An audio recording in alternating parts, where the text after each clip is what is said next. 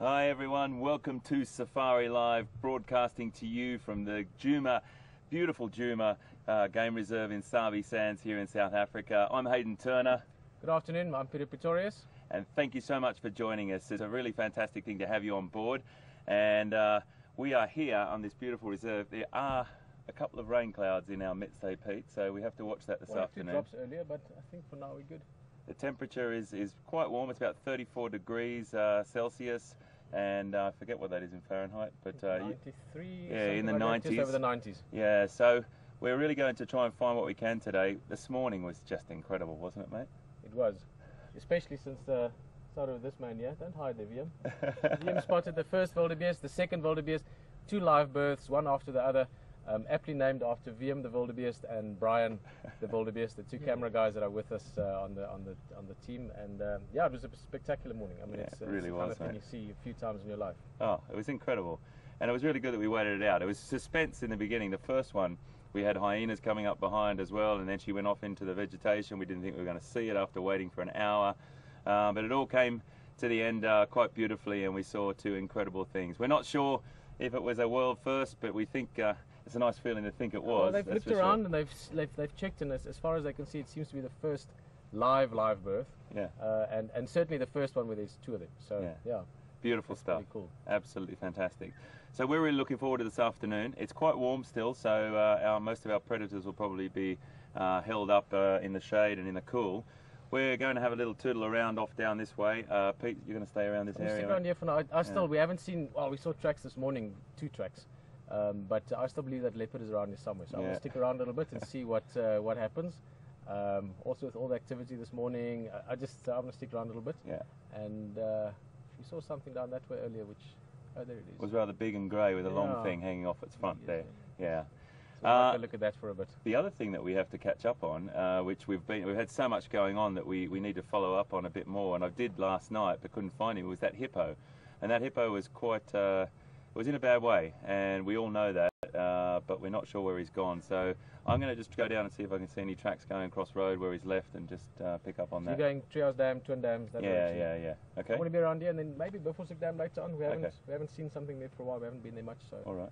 We'll probably catch up. Yeah. All right, mate. Enjoy, take care. have fun. Be safe. Yeah. All right, guys. We'll catch up with you just now, and I'll leave you in the capable hands of Brian, the wildebeest's father, Brian, and Pete. Take care, guys. See you just now.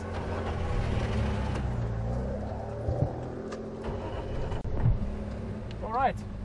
Well, as we mentioned, I didn't get my earpiece in. There's an elephant just down there. You could see him quite clearly earlier, but he's just got into the brush a bit, but I'm sure we'll find him. It is the largest land mammal after all. And then on a sort of a secondary line, I know from the beginning Brian's been very keen to see an impala birth, so who knows, maybe we can get that this afternoon. This herd of impala that live here on the quarantine area, which is this area we're in now, they have also started getting the lambs. There's about 3 or 4 in the herd. I'm not sure, there's probably about 60 or 70 females in the herd. So they also will be giving birth, sort of almost daily for the next few days. Impala are a little bit more tricky. Blue wildebeest, of course, like this open environment, to the open terrain.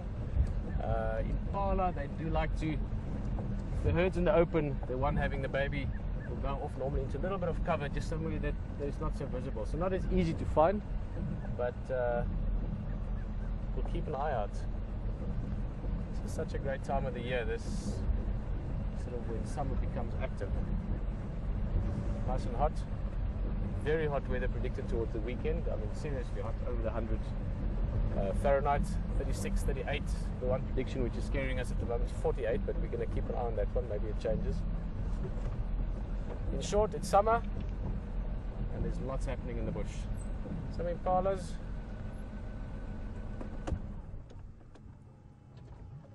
Very visible markings when they're moving away from you. The black metatarsal glands at the back of the feet. The 3 black lines on the back side. And of course, if they run, suddenly that tail flashes up and you've got a very white flash of the tail, and that's a clear indication to other impalas which way you're running, but also to a predator that there's impalas running everywhere, and it can cause a little bit of confusion sometimes, just enough to help them get away. But this one is very pregnant, or very far along.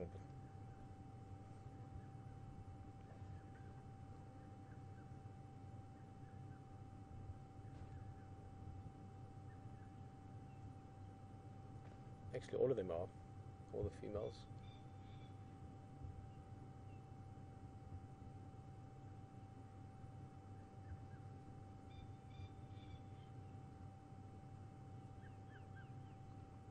And lots of bird sounds, the red-chested cuckoo in the background. That sort of screeching sound you just heard, that's from a francolin, called a coqui francolin. They're all coming out here. On the right hand side, Brian.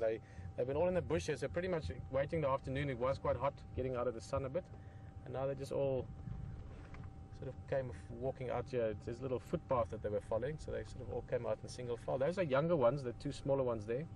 They would be almost exactly a year old, to the week or two from, you know, before or after today. They would have been born last year this time.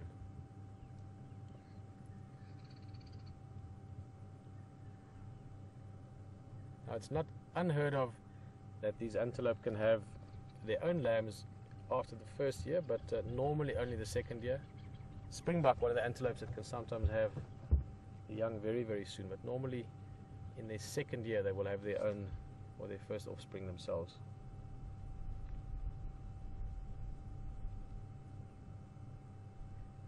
So we might swing back past this herd every now and again, just to see what they're up to. But I see a big grey thing. Let's go have a closer look at him.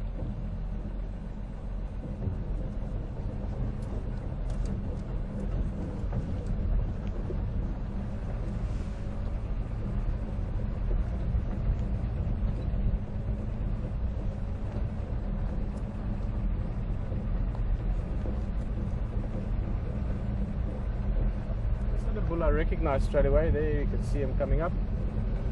Only got one tusk. He's got a nice big notch in his left bottom here. We'll look at that just now.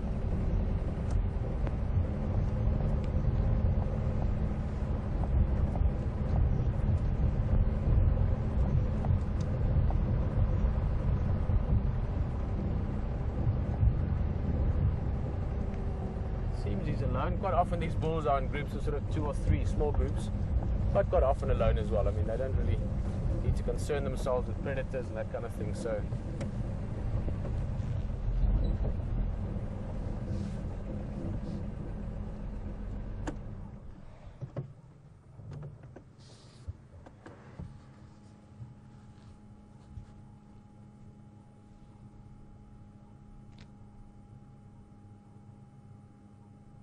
a couple of things that's very obvious about him as you're approaching.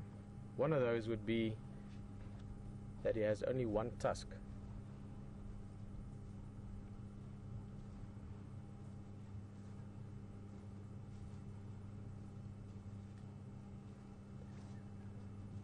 I think I mentioned he is a bull, and you know that from the fact that he's got a very large skull, being probably in his early 30s, mid 30s maybe. And then there might be 1 or 2 other obvious indications at the moment as well. He's in quite relaxed mood, not too bothered by us.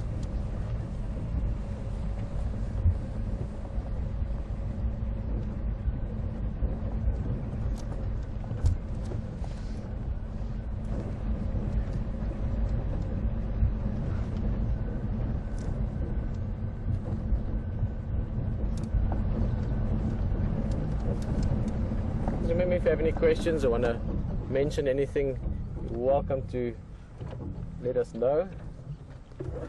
Tweet us at #SafariLive, or you can email into questions@wildearth.tv. You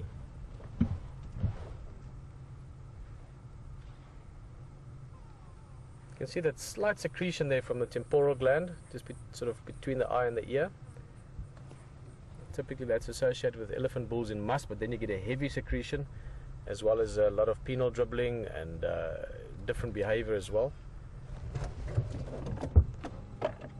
And in this case probably just because of this heat. When elephants are a little bit stressed is maybe the wrong word, but when they're under a little bit of duress, maybe because of heat or because of social conditions, maybe something had happened.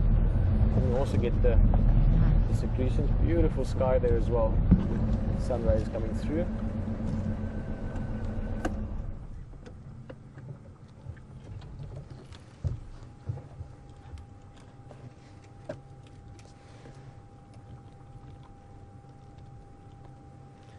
Awesome. I thought he might be around. Guys, go join HD.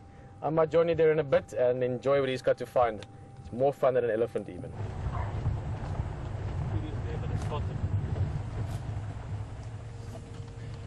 Okay folks, we've just come to this water point just here. Oh, I love this place, I love this place. And we've got leopard. Not only have we got leopard, but we've got the hippo that we lost as well.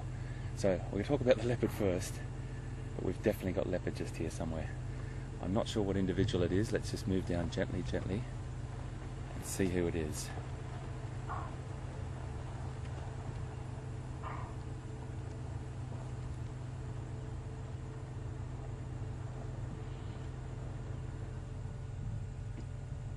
There he is, can you see him? Just there, walking through. I'm just going to reverse up this way a little bit.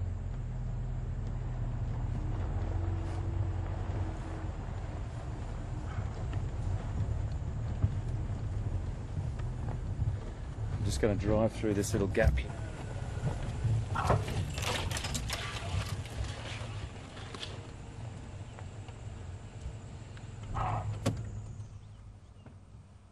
Now, if we wait patiently here, my friends,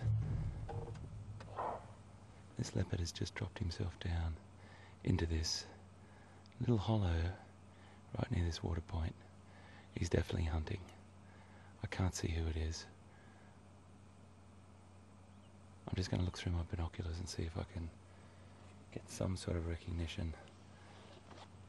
It may be one of Karula's offspring that we saw recently, so he's holed up down there. This is fantastic. This is fantastic.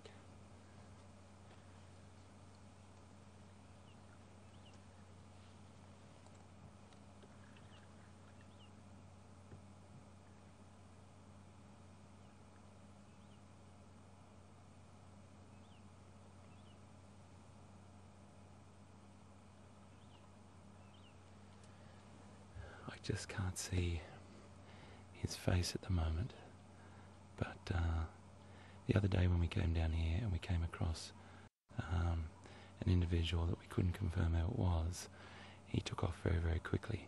So this particular leopard seems to be a bit more conditioned with us. So we are definitely going to sit here. He is waiting for something to come down to this water point. Look at that. Male. Roll down a little bit, folks, so we can get a bit better picture for you.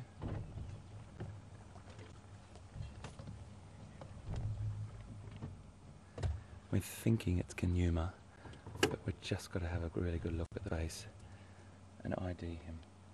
Isn't this just fantastic? 10 minutes into the drive, folks. 10 minutes in, and on this magnificent reserve, we've got leopard that's very, very casually sitting there waiting for something to come to this water point. And also, to make it a double winner for me, that hippo. Pretty certain it's Kanuma. Pretty certain. Now I'm just going to make a call to some other radios just to make sure we I can just hear Pete actually doing that for me, which is brilliant.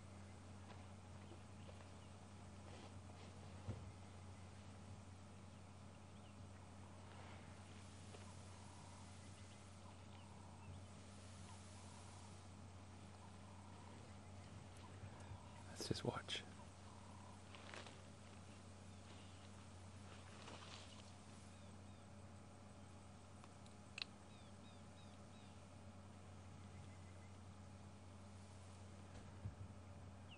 Let's just carefully watch what he's up to.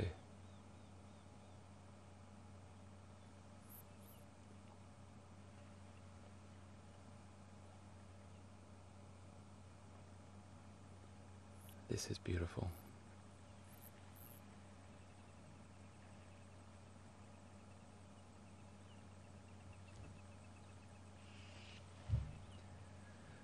So he's definitely waiting for something, an opportunity to arise.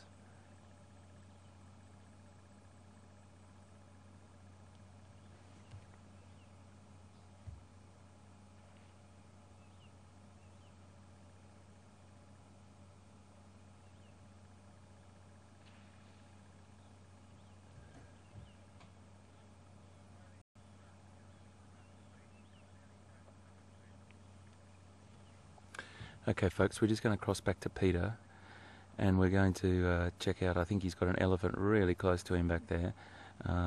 This beautiful leopard is going to sit put for a while and wait for an opportunity to arise, and as soon as anything happens we'll be right back with you. I'll see you soon.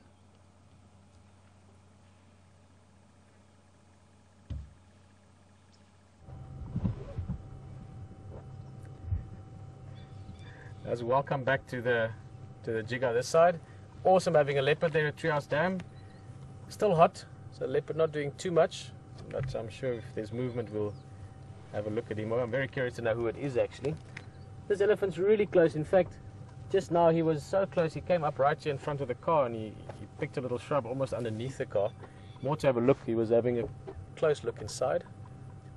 A really nice elephant. We like his feel. He's nice and relaxed and a little bit curious and very gently just doing his thing.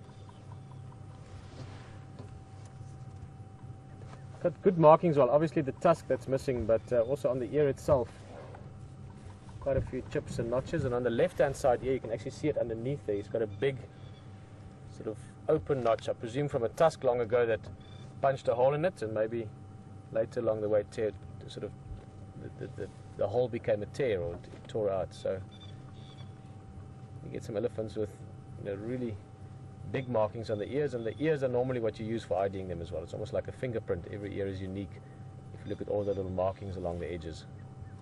We're going to stick with him a little bit.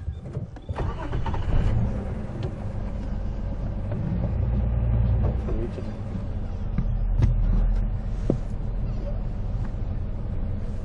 Brian's just going to grab something that slipped off the vehicle. That's quite a reach, huh?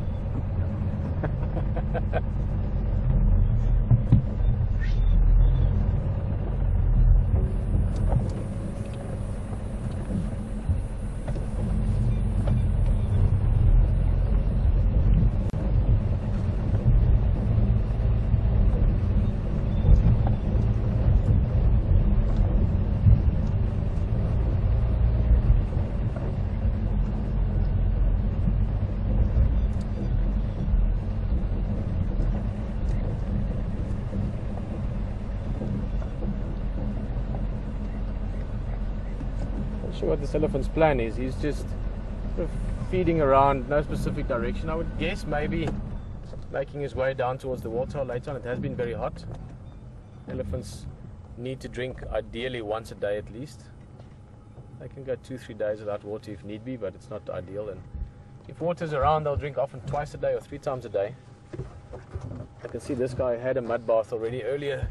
He's not wet anymore, but on his back there's still 1 or 2 patches of mud. But again, when it's hot like this, a mud bath, a swim, it goes a long way towards cooling down a big animal like this.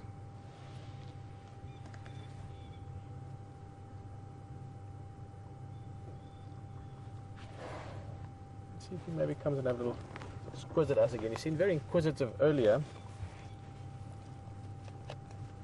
Hey, I like this guy. Still eating. Again, he decided, he chose to turn this way, so there is a little bit of curiosity as well involved, and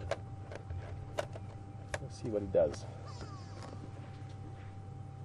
The ear flapping is purely to cool himself down. It's very hot, as we mentioned earlier, about 34 degrees, around about 90 Fahrenheit, a little bit over or under. So it is really hot, and that's why he's fanning the ears like that, cooling the blood down. There's no aggression whatsoever with the ears like that. It would be a very different posture if there was a sort of a message for us.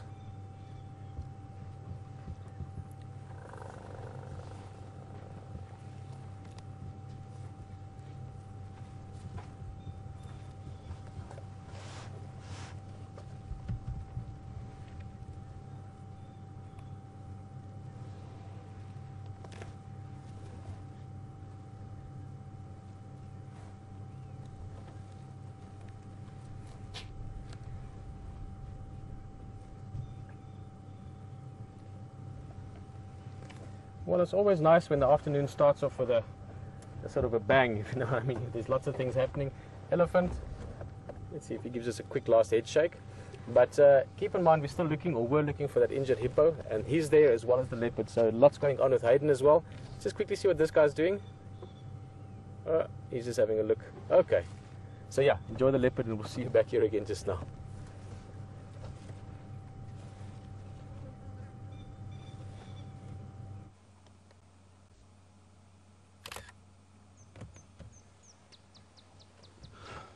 This is incredible, folks. This is absolutely incredible.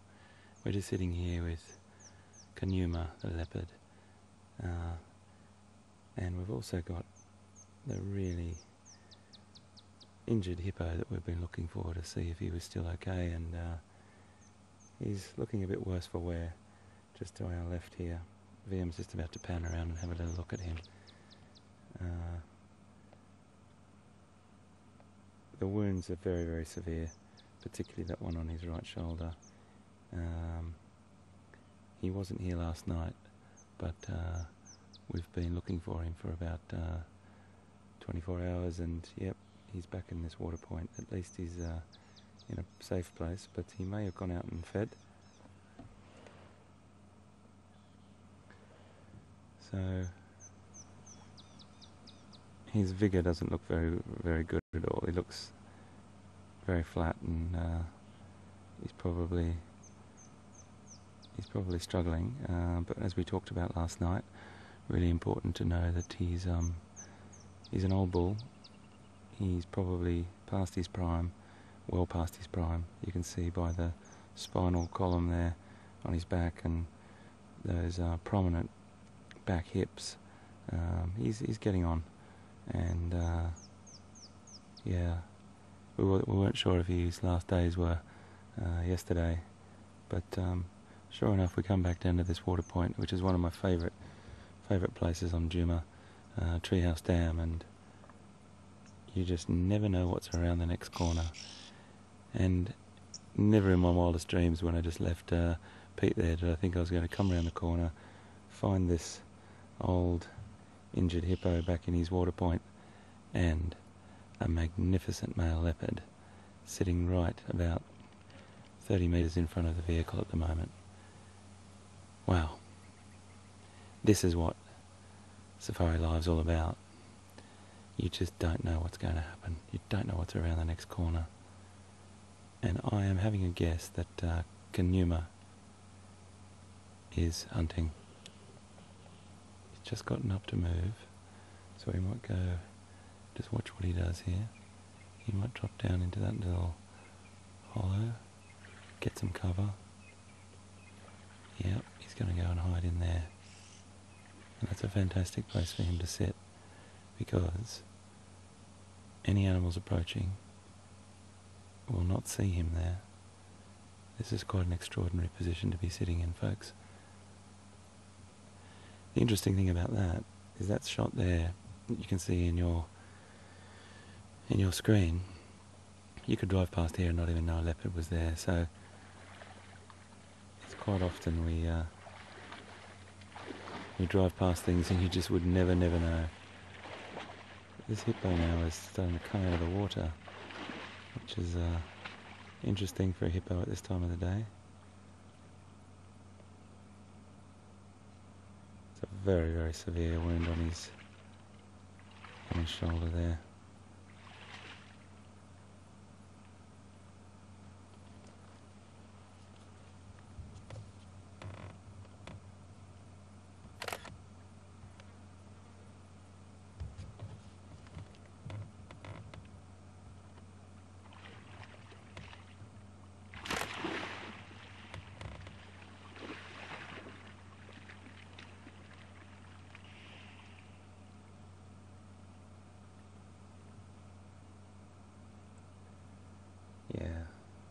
He is just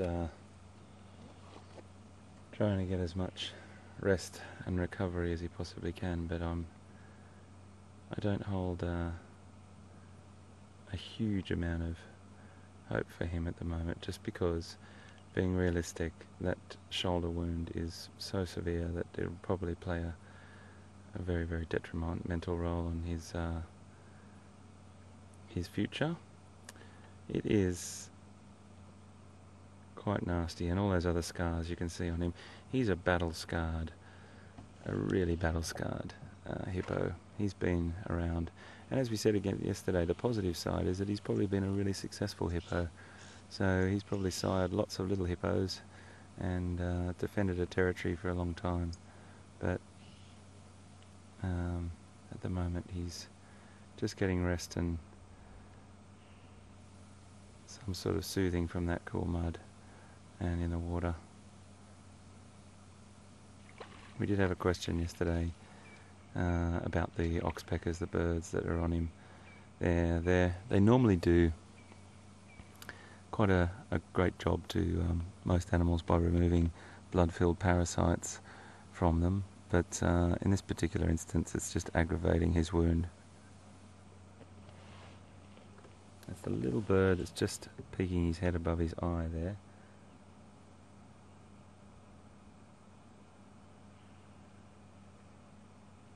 It's a red-billed oxpecker, and we see them on a lot of the hoofed animals, and they will be removing parasites, and sometimes, not always, only when the animal's got a wound will they be aggravating it.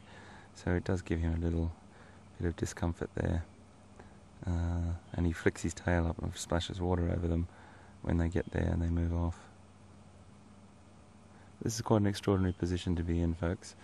We've got a story that's unfolded over the last few days. Pete picked up this hippo down at one of the other dams, Vitella Dam, when he was trying to get into the water there, but then came across the dominant bull down there, which pushed him off. I'm pretty sure, as far as the story we can gather, he didn't succumb to those wounds from that bull. He must have had another confrontation on another dam, and he was trying to seek some form of protection on the dam Vitella, and then he came across that bull. That bull pushed him out of that one, and then now we found him on quarantine, standing there with quite severe wounds. It was really, really hard to look at. He was in a bad way, but now he's gotten into the water. Most of the hippo injuries that occur, they can heal in the water. They've got quite an incredible healing ability. It's quite a severe one. And he ended up in this dam, and we came across him, not yesterday, but the day before, I think, in the evening. And then yesterday we came back, we couldn't find him, and this morning we couldn't find him.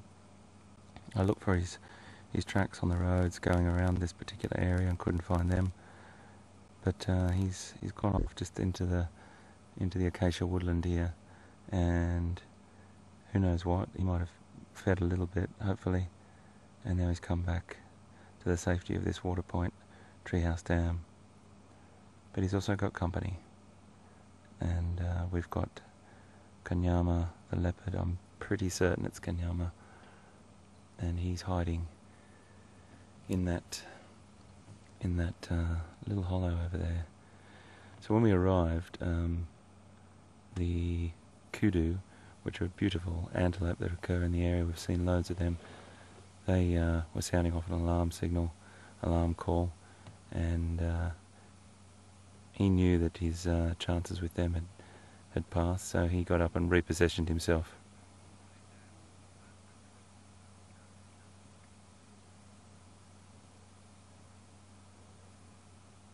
So we might just sit patiently in here and wait, folks.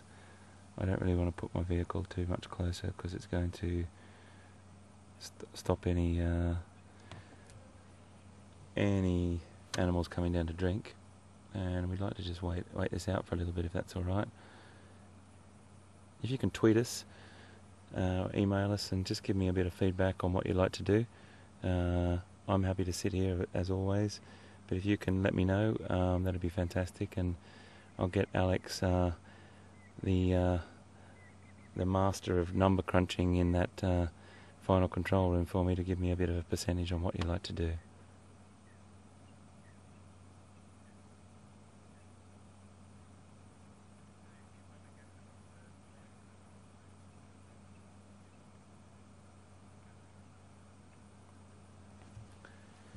So I might just stay here for the moment and just see what happens, folks. We know that that leopard is in there, and I'd like to not intrude on that, just for the simple reason that I think I would hate to move him. He's in a fantastic little covert position there. I don't think any animals are going to see him coming down, and he'll have all his senses on high alert right now for anything that gives him an opportunity.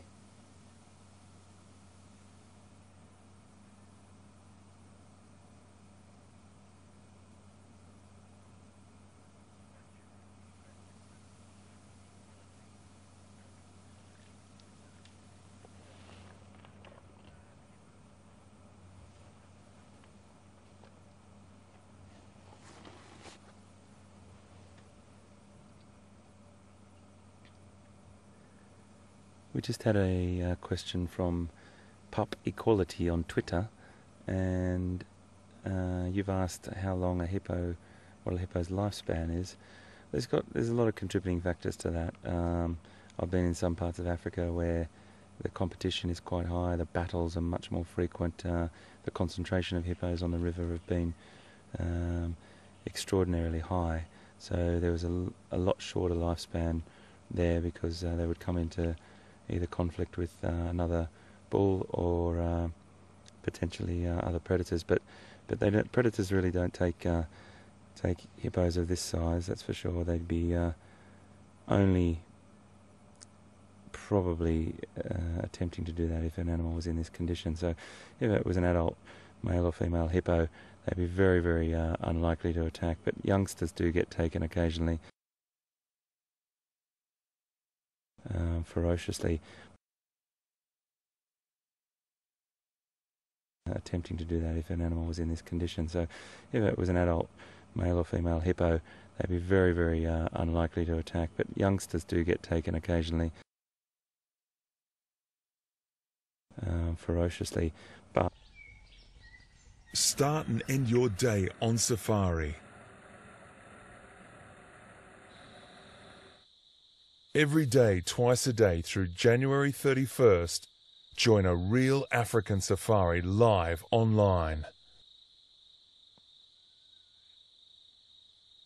Come face to face with lions.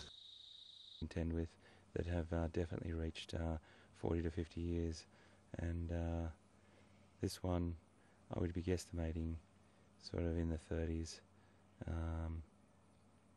but it's very, very hard to tell. We'd have to look at lots of different things, teeth and everything, but he's definitely lived a full life by the battles he's been through, and probably protected many a territory and many a water point, a pond or a dam or a river. But yeah, he's in a little bit of a bad way.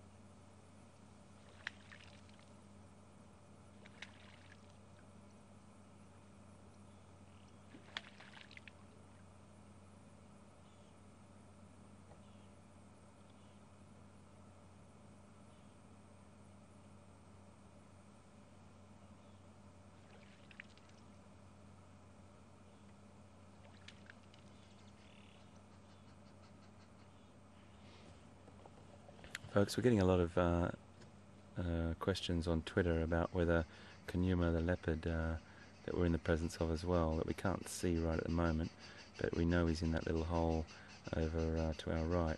Would Conuma attempt to go for the hippo? The answer to that is pretty categorical, and it's a no.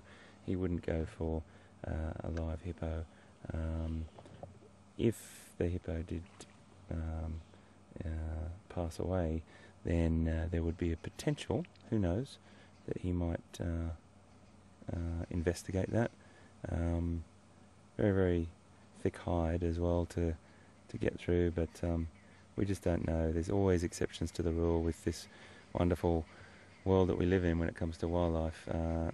There's always extraordinary instances where we see things that we'd never expect or we've never really seen before or never been documented. But to answer your questions, whilst that animal's alive, he's still got a lot of fight in him, in the sense that he'd be a very, very serious opponent for a leopard, and a leopard would never go for a hippo.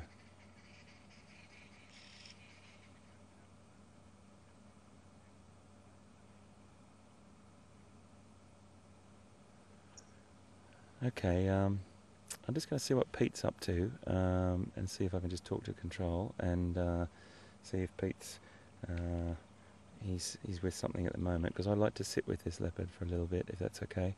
But just stand by for me, everyone.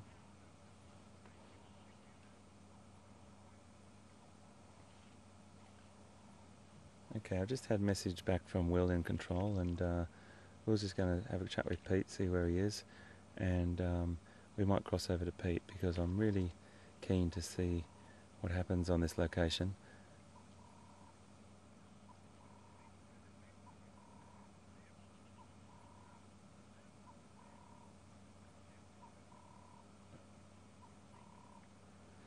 Okay folks, we've just had a message from Control that Pete is looking for Brian the wildebeest calf and VM the beast, or VM the wildebeest, out on the quarantine area at the moment. So we're going to cross to Pete, and I'll come back to you as soon as anything happens here. But I assure you, as soon as we get a tweak of leopard, we'll be right back. See you soon.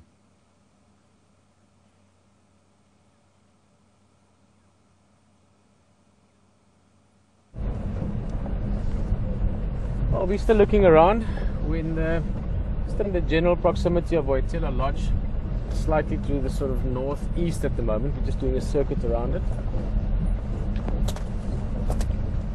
and it's partly a hunch combined with I always used to say it's an educated guess. It's like there's no definite specific reasons why I think this leopard is around here, other than we had a track this morning, 2 specific tracks. And then there was a little bit of monkey alarm calling earlier today down here towards the lodge. Now there might be other things causing it, but normally when they call, 8 out of 10 times it's because of leopard. But as I was just chatting with Brian as well, it is very thick here. This is the drainage line system. There's a whole network of little riverbeds and things. So even if he is here, still be a bit of luck required to find him. And I think it's Conuma. I mean, it's Conuma has been around for the last couple of days. The track this morning was him. Maybe Karula. Look at this age, the males, their tracks are not that much bigger than the female, and maybe at the end of our time here, then you can tell the individual's tracks very easily. But at the moment, I've got to gauge it by size. And obviously by knowing who is around. Very curious to know which leopard HT has got there. My guess earlier was maybe quarantine, but I don't know if it's male or female. See, I think it moves later on. We are going to go look for those wildebeest again. I know a couple of you are wondering what's happened to them. We didn't see them on quarantine. I'll see if I can pick up their tracks.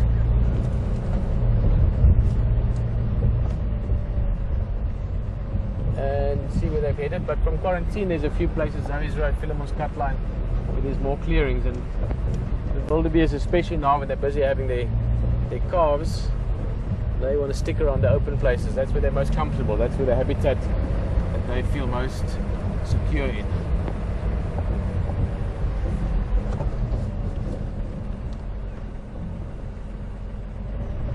Love to get just even one more footprint. One more track.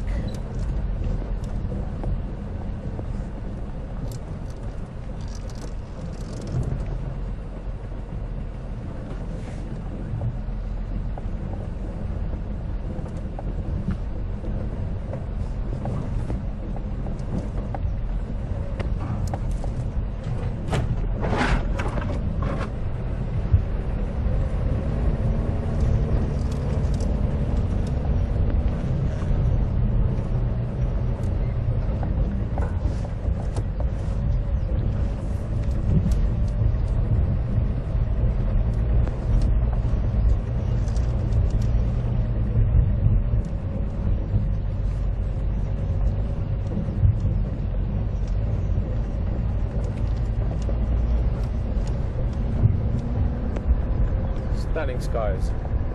Little bits of all kinds of clouds almost. We had heavy sort of rain promising cumulonimbus clouds earlier.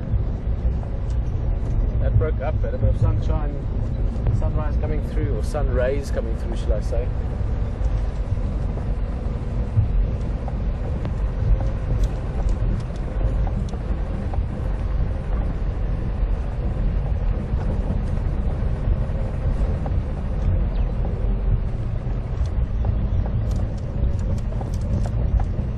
Show you woodland kingfisher. Spoke about it this morning. They're not calling a lot yet. Soon it will be. Soon you'll hear them calling the whole time. But the first ones have arrived, and they are very much a part of summertime in the Lowveld. But we'll see one maybe today, but certainly in the next few days. Beautiful kingfisher, beautiful call. Heard one far away just now. We looked at elephant earlier. This just gives you a clear indication that there was an elephant not even that long ago. I think this is probably in the last couple of weeks. This is a red bush willow, and quite often they push trees over, sometimes to get to the twigs at the top, but in this case you can see all these roots that came out. They were eating that. And you find that especially in the dry season, or at the end of the dry season before the rains come.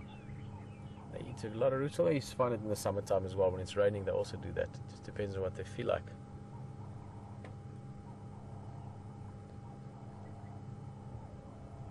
This tree will actually keep on growing. Enough roots left in the ground that it'll keep on growing, make some new shoots maybe, sort of change the profile of the tree a little bit relative to the sunlight available. The tree won't die. In fact, by the look of it, it happened maybe a few years ago. I'm looking at those, at that sort of main branch. That's probably, I don't know, 4 or 5 years, something like that. This branch in the front was a tree before, got pushed over, then you had those new shoots growing out, they got pushed over, so now you'll have something else growing out again that way. So it's like a changing, ever-changing work of art.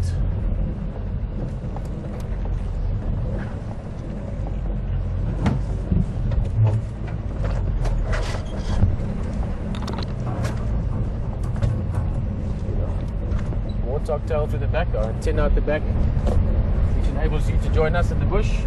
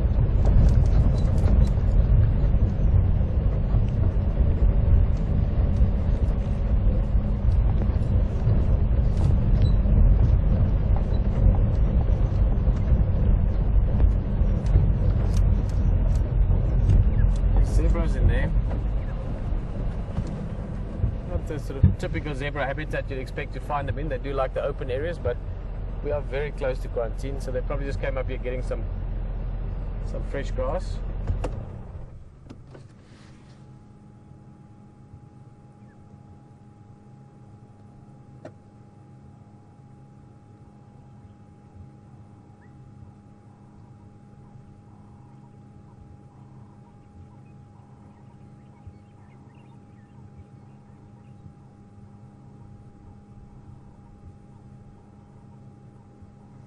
More than likely these guys, as it gets closer towards sunset, in the next hour or so, they will start heading towards quarantine, this open area again. Zebras, like wildebeest, they prefer sleeping in a relatively open area where they can see and where they can run.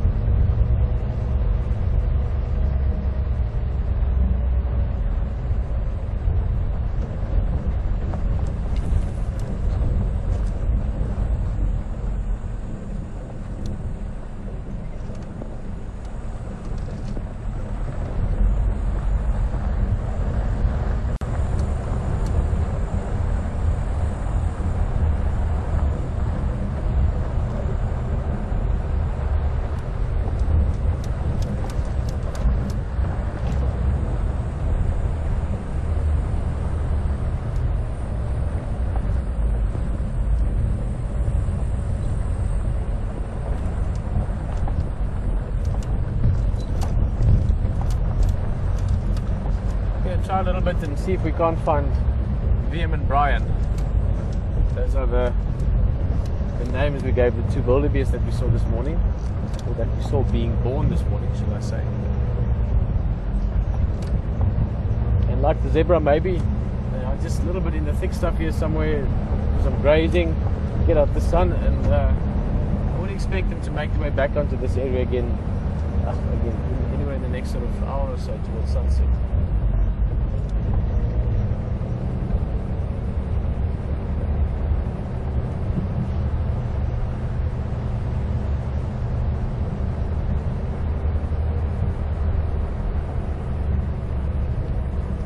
Go back to our elephant. What do you think, Brian? Yeah. Hey? Is he still here? Yeah. I spy something with my little eye. It starts with an E. Or an L. If I was to say an L and refer to the elephant, what would that be? Who knows what the scientific name is for an elephant? That's actually quite a nice view. Yeah. Or the Winnie the Pooh name. It's like a nice little picture frame there. We'll go closer to him just now. Let's just have a look at him from here.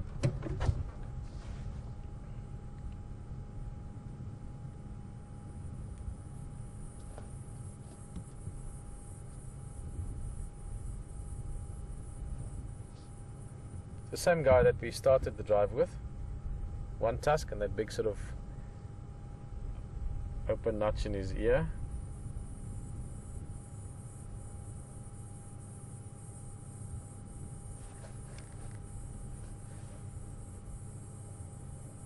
It looks a little bit different from the way we saw him at first this afternoon. I think maybe the light has changed or something like that. I'm loving this view, that's beautiful.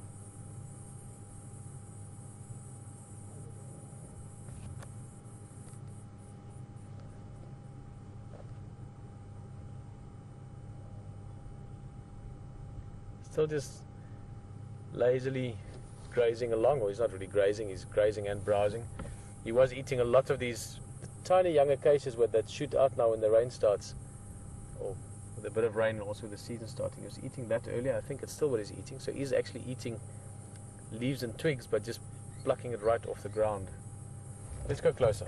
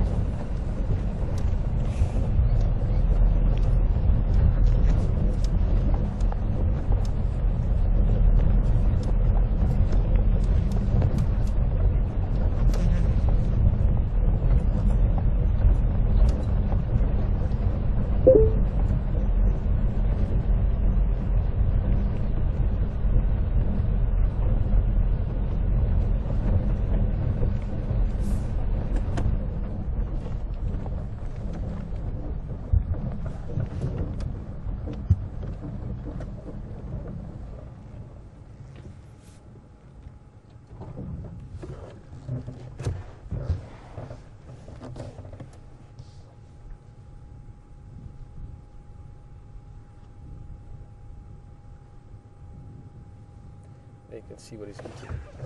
So, let's go this way. Eating with his foot. Let's sit on the other side.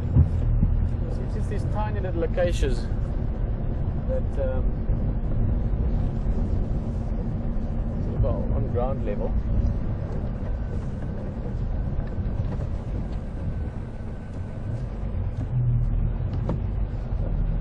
There you go. We spotted with our little eye something that starts with an L.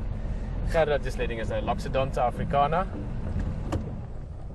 The Latin name, of course, referring to the African elephant. And the Loxodonta part actually refers to the shapes of the ridges on the teeth. And we're not talking about the tusks. We're talking about the call it the molars, if you want, the teeth inside the mouth that they chew with. They have these lozenge shape sort of ridges on them.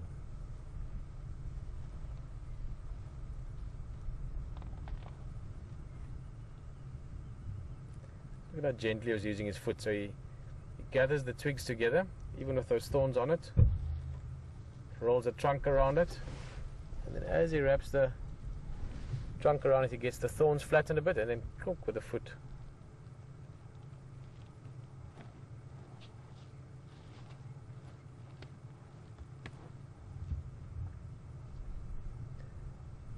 Clearly see that he's done that once or twice before.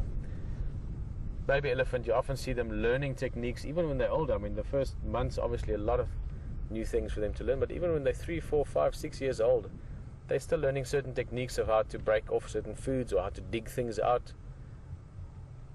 I've seen elephants go right down on their front legs and then put the tusk into the ground and dig out little plants and things that they like to eat, or roots that they like. So they can be very specific as to what they eat. And some plants or some of the foods, you have to have a particular way of getting it. You know, breaking a branch in such a way that you can strip the bark off, or that kind of thing. It's amazing how dexterous and how coordinated they are, actually, if you look at the things they can do with that trunk or the tusks.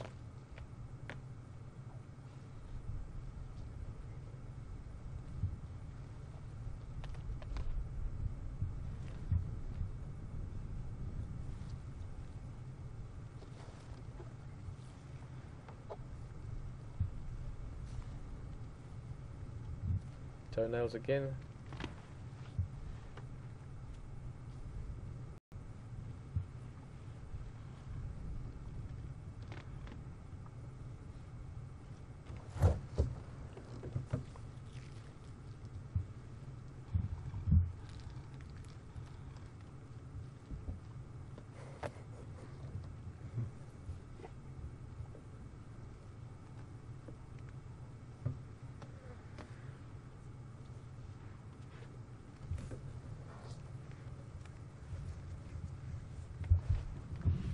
Such a great view of this elephant.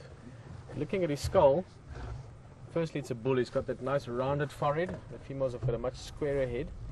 And then Philip just asking, hello Philip. Philip Matlock asking, how old is this bull? always difficult to say exactly because you have to actually look inside the mouth at those teeth we were just talking about to get exact ages. But you look at the body size of the animal, the skull, the head size, the tusks, and you sort of build a combined picture out of that.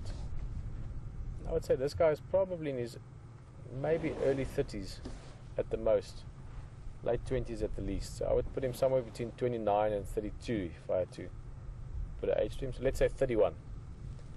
Could be out by a year or two.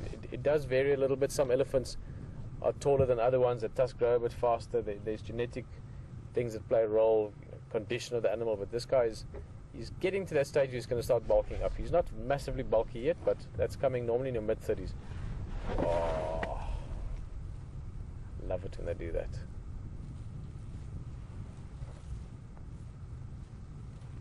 That was amazing, actually, as the light came out. Beautiful light in his face as well, all that texture around the eye.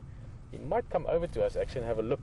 They sometimes come right up and they'll open the eye and sort of look into the vehicle. This is a slightly different vehicle for him than what he's used to, just with the camera and things on it. So he might be a bit curious. He did a little bit of this earlier as well when we started with him. Just feeding over in our direction, have a little look, and then move on again.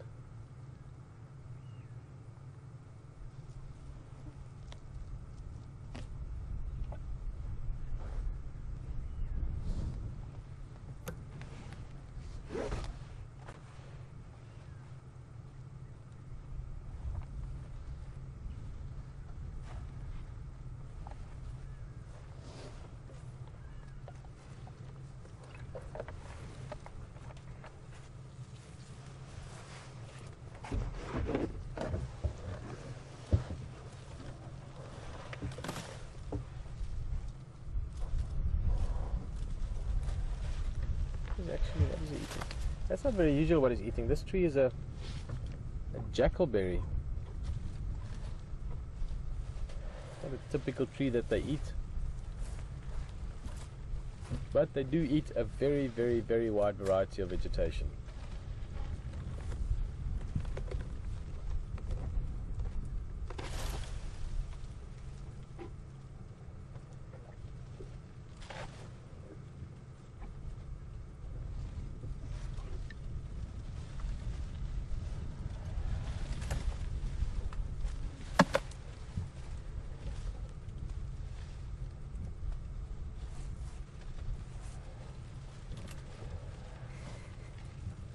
He's enjoying this one.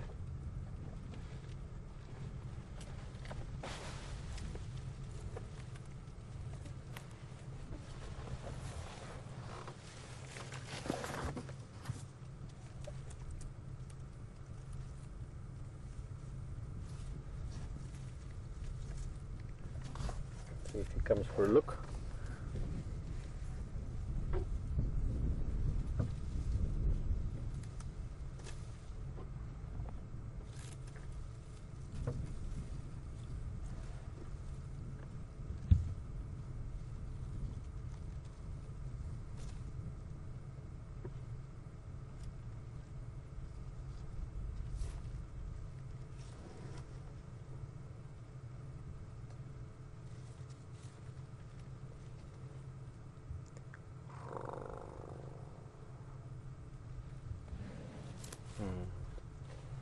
That's great. Really looked at us there.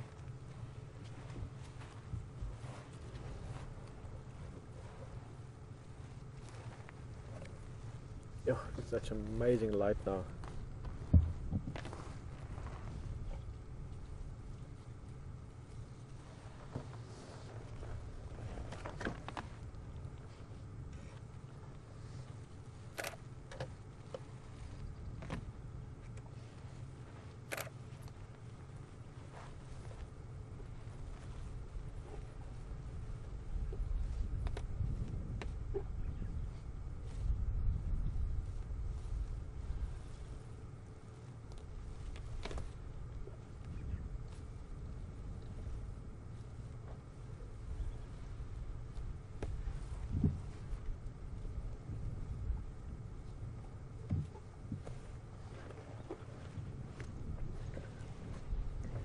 Just to keep you updated on the other vehicle there with HT.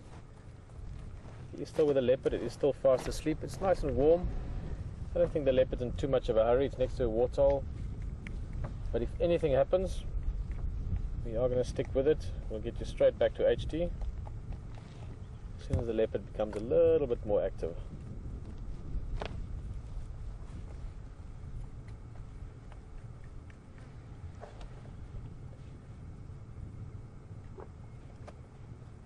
I think I know what Brian is. Oh no, he's thinking of the foot. I thought you were looking at the tail. Because it was with Jason the other day. Jason was on camera the other day, and we had an elephant that we called Rafi on Rafi's birthday. Beautiful elephant, really nice interaction as well. And one of the things Jason mentioned was that elephant had very little hair in his tail. This elephant has got a rather hairy tail, slightly more hairy than average.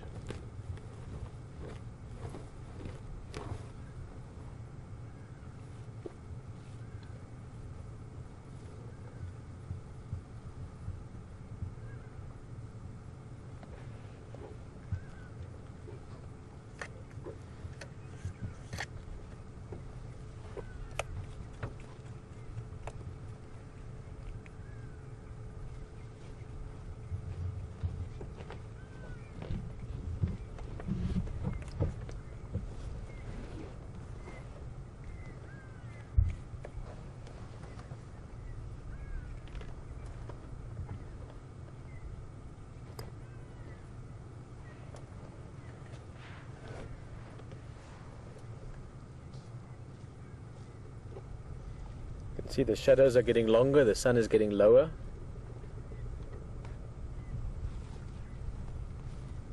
It's always a good part of the day in the bush, that sort of the last hour going down towards sunset. And we have a particularly stunning afternoon. That sky in the background, beautiful golden lights from this side.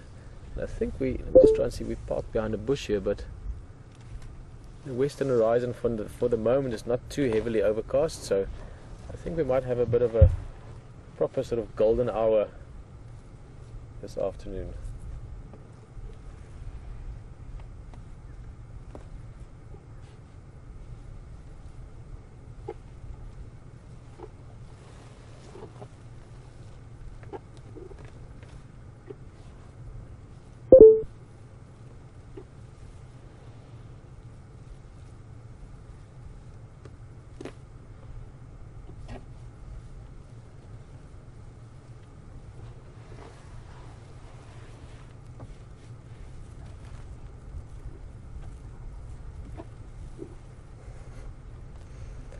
So close to us now, you can hear him chewing.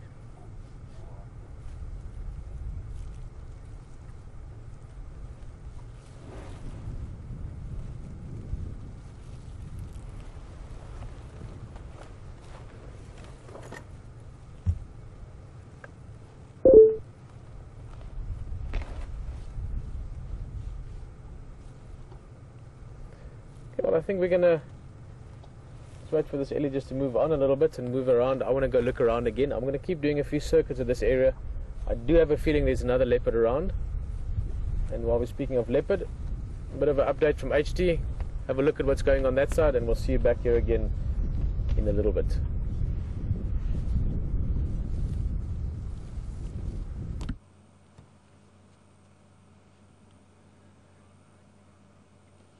Welcome back, folks. We are still sitting with Kanyama, and he hasn't done a great deal. He's resting in. The sun's suddenly sort of burst its head through, so the temperatures, it's quite muggy and very, very hot in the sunshine. He's down in that cool little hollow there, and a big Nyala bull came down to the water point, and he didn't pay much attention to it. I think it was a little bit big for him, and it was on the other side of the dam as well. So we just sat here, and we've just positioned ourselves in a really nice location. We've got our eyes glued to him. Any indication that he's going to pay interest to potential prey coming down the water point, we'll be right on him. But there's a lot of other things going around on the Waterhole at the moment as well. And I just want to show you this beautiful bird up in this tree. VM will just pan up gently. I've got my eyes on Kanyama as well, but he is a gorgeous bird. Have a look at him. It's just such a nice setting, beautiful backdrop as well, and lovely, lovely backdrop there. Lovely, lovely bird. That is a grey heron. Fantastic bird, beautiful looking creature, and I just thought that was such a beautiful backdrop. The sky's sort of got a bit of storm clouds in the background, and it does look really beautiful. They normally inhabit wetland sort of areas or around dams or ponds, and they're just a gorgeous, gorgeous looking bird. Mostly got that white head, and they've got a beautiful black eye stripe across there as well. They're another common resident, and many of the birds that we have done are common residents, and that's the reason why we started off with common residents, is because we see them more often and we can come back to them again and again. And it's just a nice way to get familiar with them. And they breed in colonies that are sort of in trees on around water points or in marshes. And they often, it's funny, sometimes you often see them sharing their nesting sites with egrets and other water birds like cormorants and things like that. So it is quite a vocal little place when you see all these birds nesting in the same tree.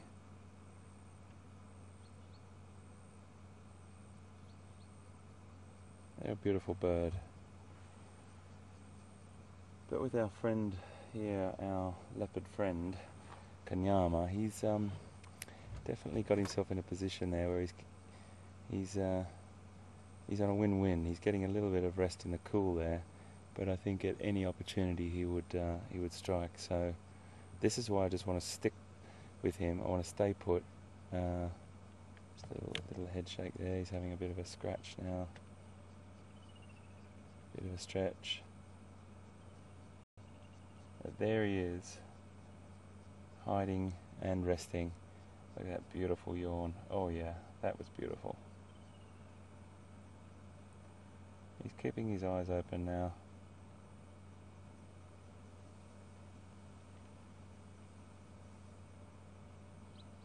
Another big beautiful yawn. Those fantastic canines.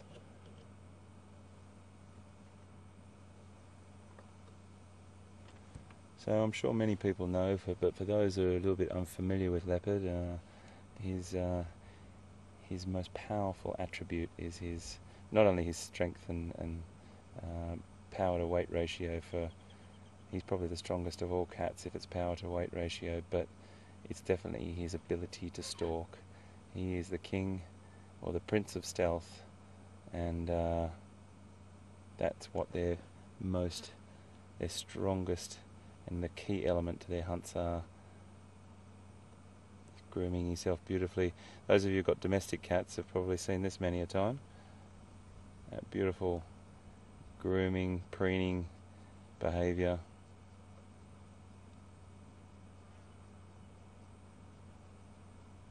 Such a beautiful, beautiful animal.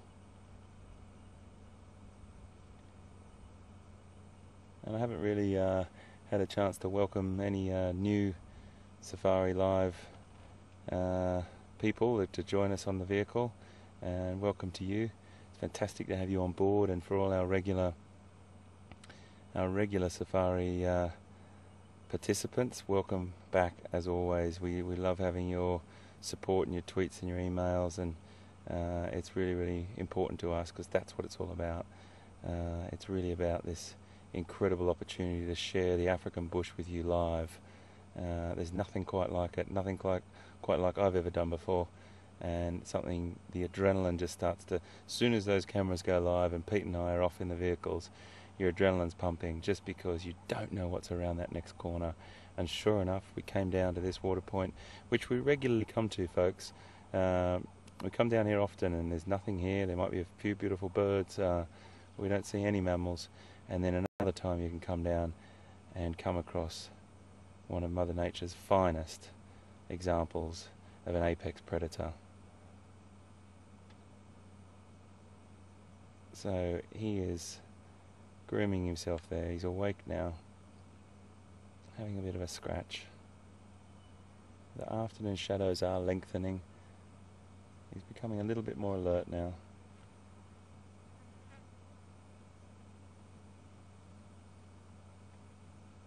He's just keeping his eyes on this waterhole.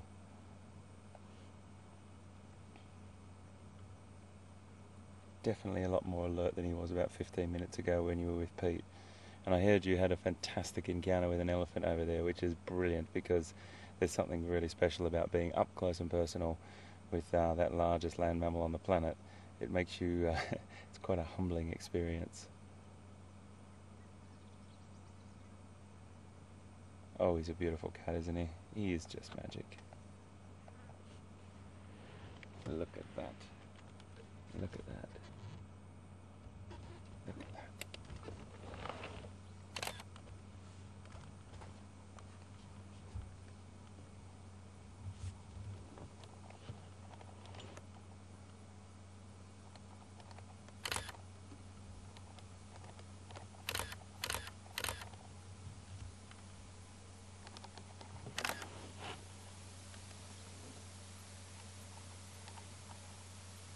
Keep jumping it, please.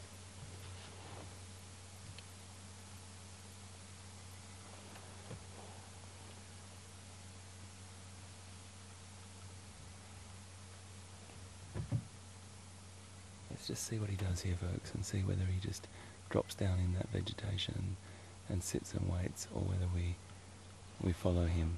I just want to see what he gets up to.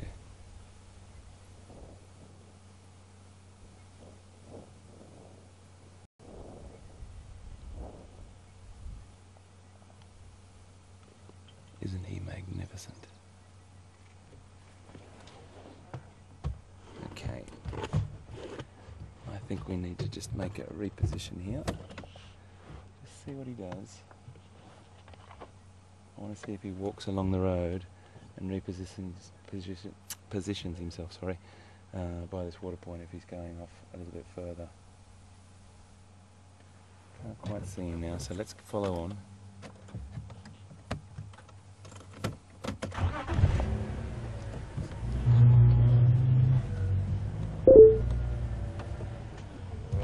Yeah.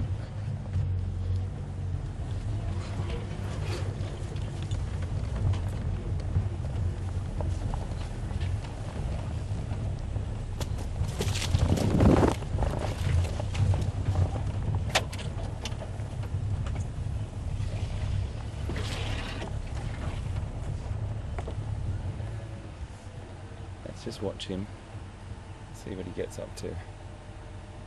Now, I just have to always remind everyone that these animals are incredibly conditioned to the vehicles. They're conditioned to the engine noise, they're conditioned to the vehicles themselves, and you have to understand that we really, really do respect the animals' distance, and we just stay with them and watch them behaving perfectly. Just got to watch this tree here because it's going to get me. Just watch that tree now. Actually, I'm going to have to go around that. I'm going to pull off some of my leads. We've still got him, we're fine. Still see him up there.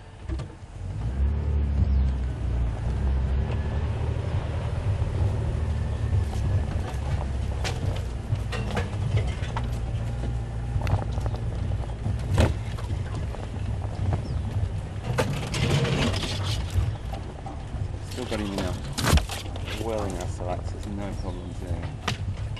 We've just got to manoeuvre ourselves through the bush here. Country's been burnt out. There he is up there. Okay, that's just a little bit of manoeuvring around here, folks.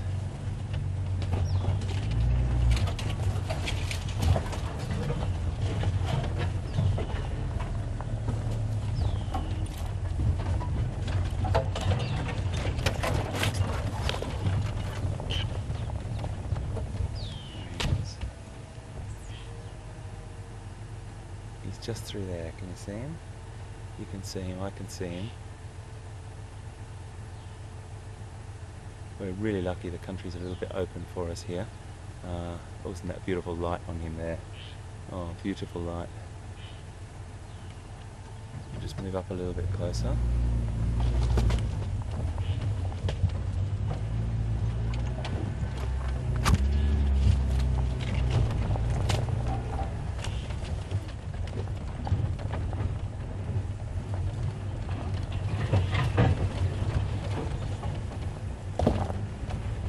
Your head on this one, Leo. And I have to turn around.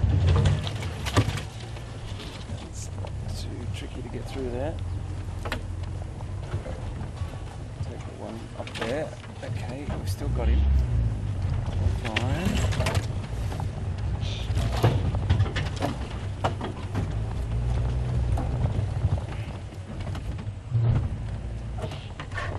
A little bit tricky through here, folks.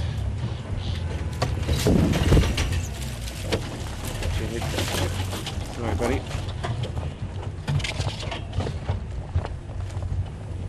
Really thick through here, folks, so I'm really trying to negotiate our way through and keep an eye on him.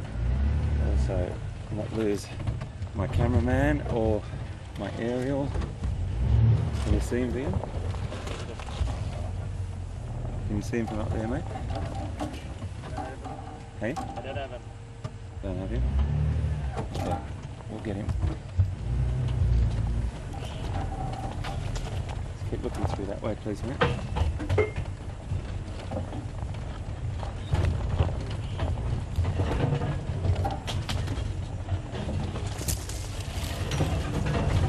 Really tricky to get through this country, folks, without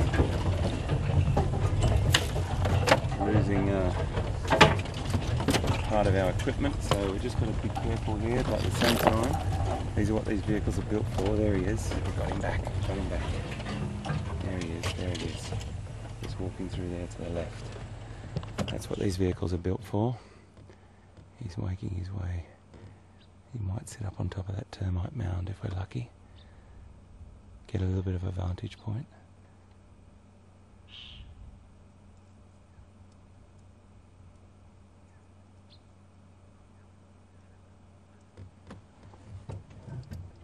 I'm just going to move around this side.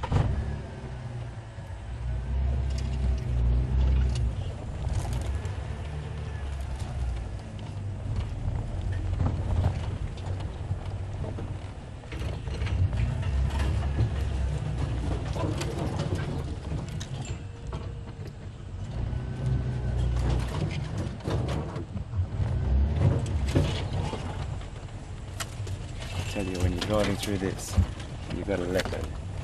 It is just focus, focus, focus.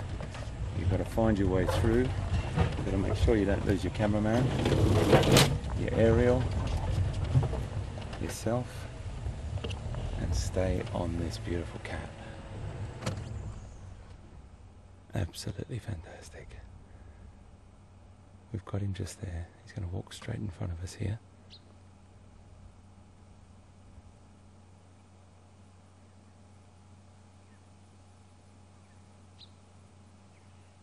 Definitely looks like he's looking for something.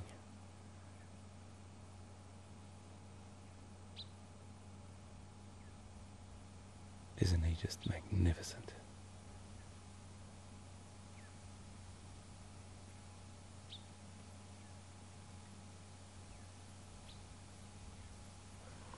Okay, I'm just going to move up around this couple of trees for us.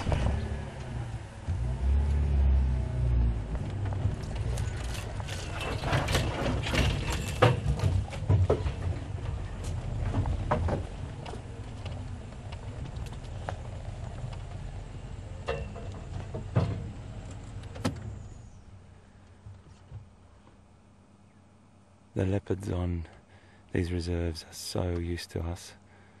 They really are.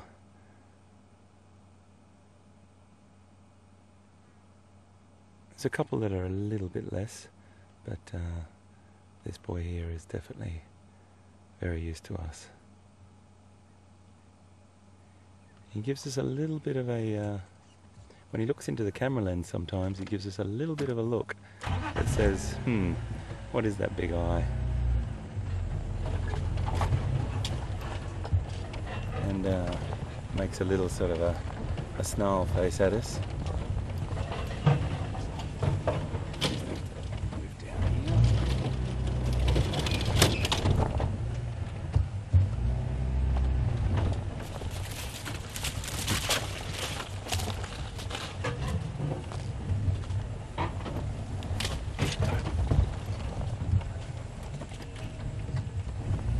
Moving into some really thick country here, folks, so I'm going to have to be a little bit tricky here and negotiate our way through here.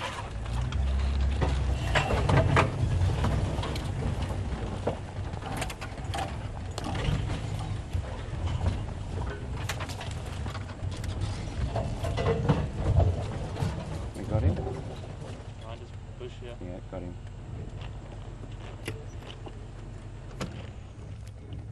Very difficult thing to see, but I think VM can just get him in shot just there, right through that vegetation. I have got a way out, so I can see I'm just planning my route forward if he starts to move.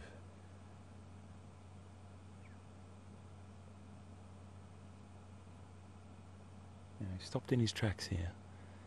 I can't see through the vegetation ahead of us. He turned around. He's turned around.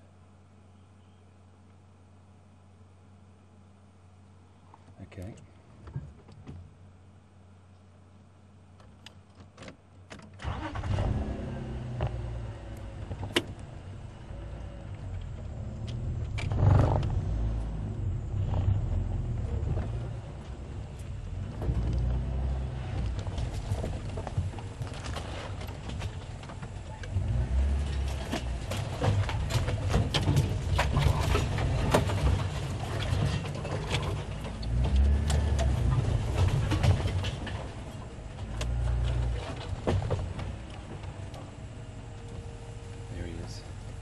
Got him there. It's just up there.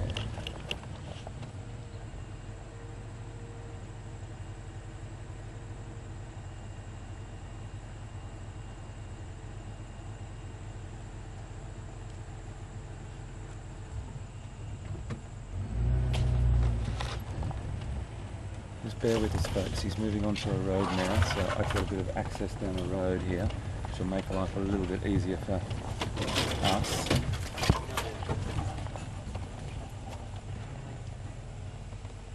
Okay. Can you see him there? Yep.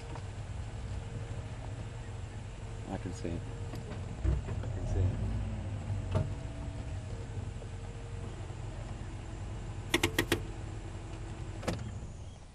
Okay, now folks, he's really, really difficult to see, but I'm going to just try and let VM get down into position. See through, straight through there, mate. He's just walking now. You see him? Okay, VM's got him, and I can see what he's looking at. He's looking at some zebras. Now, I'm not sure what he's going to do here, or whether he's chosen to ignore them. We're just going to roll down here a little bit further.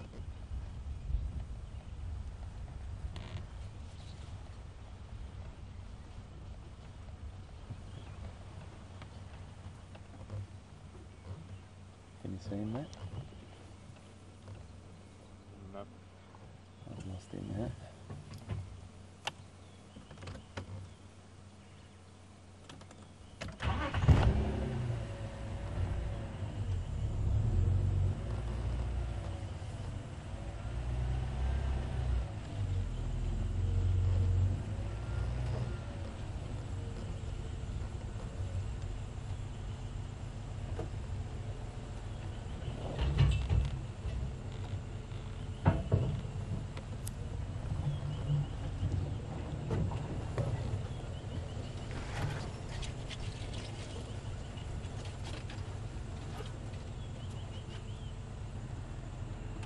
Yeah, it's just there.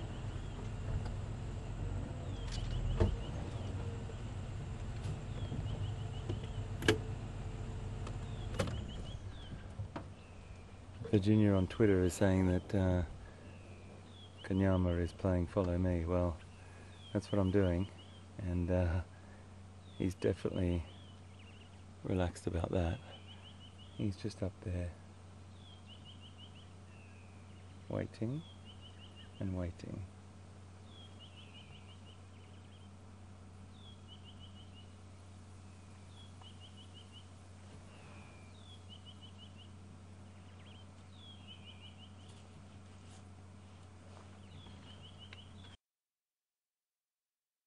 Copy.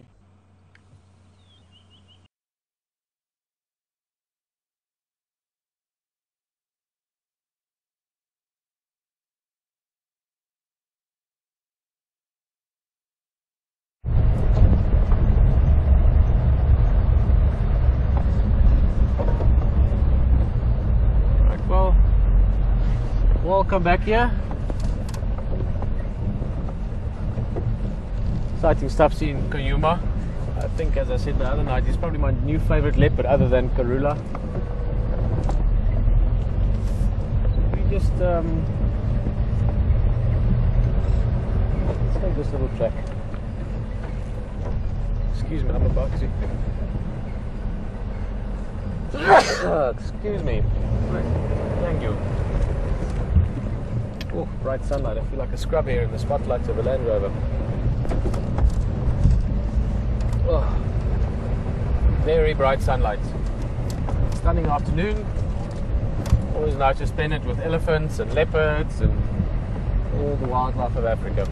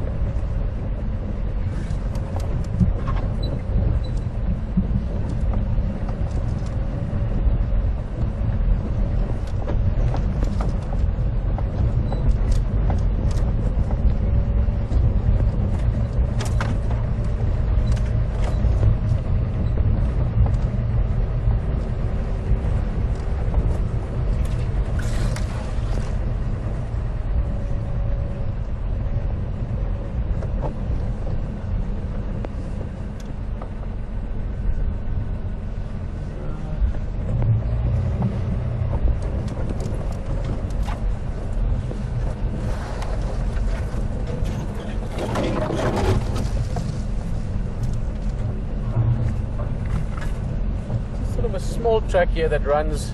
Let's look at this bird. We hear them so often, we don't see them so often. Right in front of us there, the Natal Franklin. They're one of the sort of bush alarms. Start calling in the mornings early around sunrise. You hear them sometimes during the day a little bit, especially now, sort of this last little bit of daylight going into evening. You hear them calling a lot.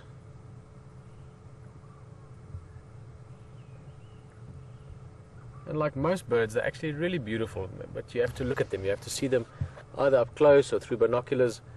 You get so many little birds out here in the bush that once you look at them up close, only then do you realize how amazingly beautiful they are, the intricate patterns and the markings. One of the things about birds I've always enjoyed is the sounds, the different calls they make. They really do add the sort of life to the bush in terms of the, if you want to call it, the soundtrack. Always you can hear different birds calling, different sounds. I could hear a puffback strike just now. I can hear a grey lory, turtle doves, Burchell starling, arrow-marked babblers.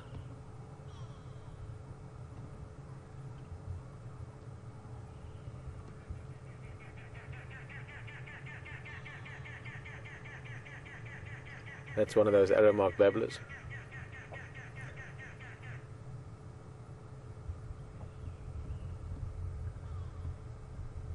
You can hear a woodpecker somewhere far in the distance. All the different sounds, all these things that are around you. Love it.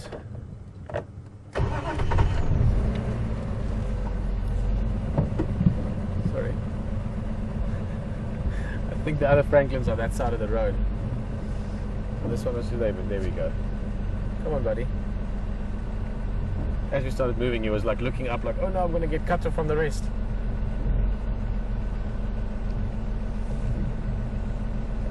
Or maybe just likes the attention. He's like, spend some more time with me. You guys always just look at the leopard, you never look at us Franklins. But we listen to the Franklins so often. He's scratching around some elephant dung. That's always a source for little bits of seeds and all bits of food that animals find in there, especially of birds. You often find Franklins, many different birds actually, scratching around an old elephant dung.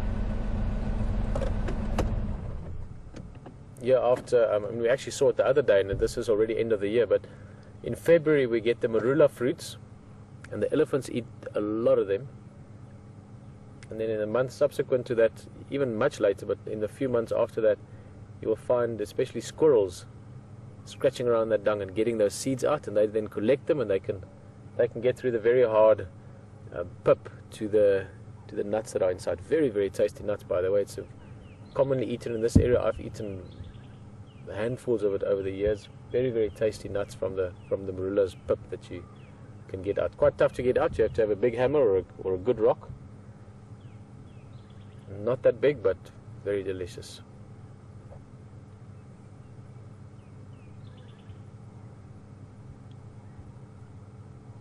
It's beautiful how the light is just catching the Franklin. You can see it's surrounded by shadow.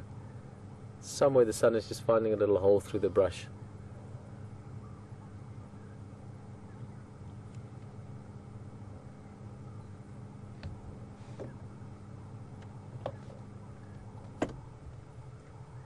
I was hoping a little call will happen, but it seems not. It's eating time. I don't want to make too much noise and attract attention.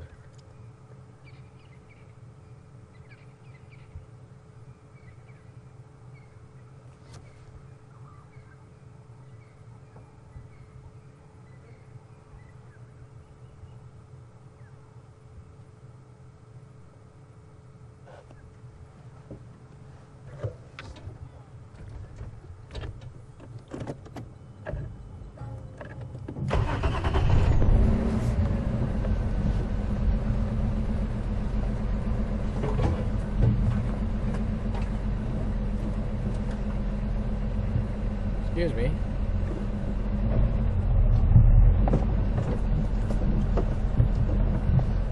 There's the whole world for you to run into. There we go. Thank you.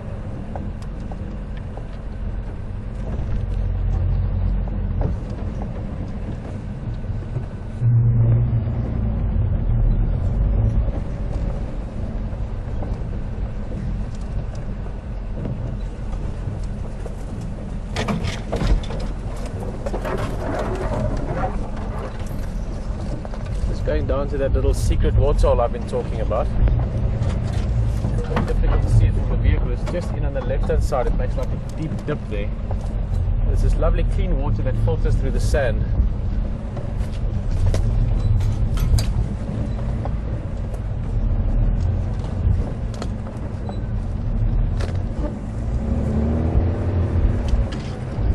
Just here very close to camp. Just out in the dip. A lot of things drink water here without us ever knowing about it. It's this perfect little spot.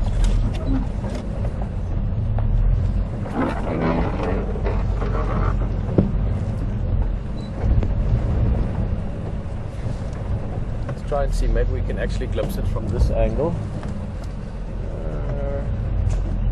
No. No. deep in the sand there.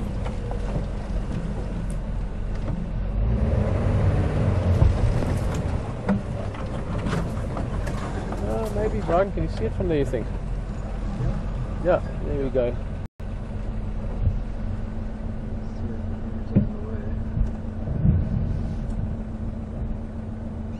I'll try and show you. It's not very big, but just the perfect size for a leopard or the bird life. There we go. Only seeing the bits of it.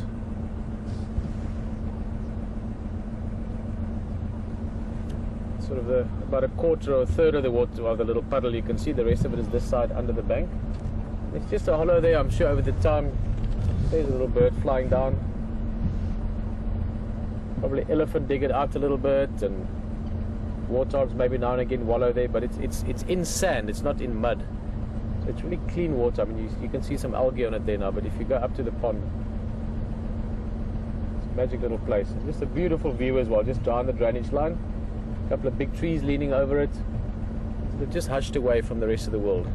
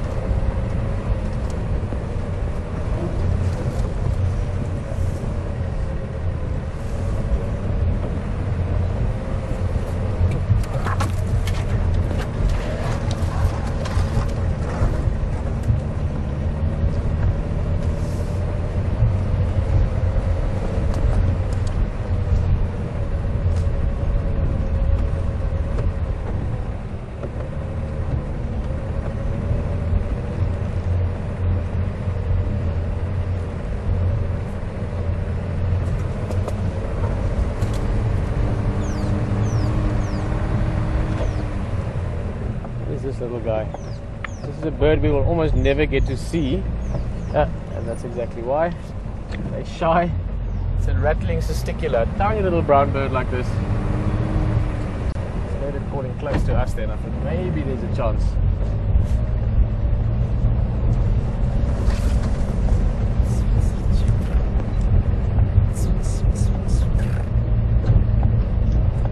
A rough imitation of what they sound like.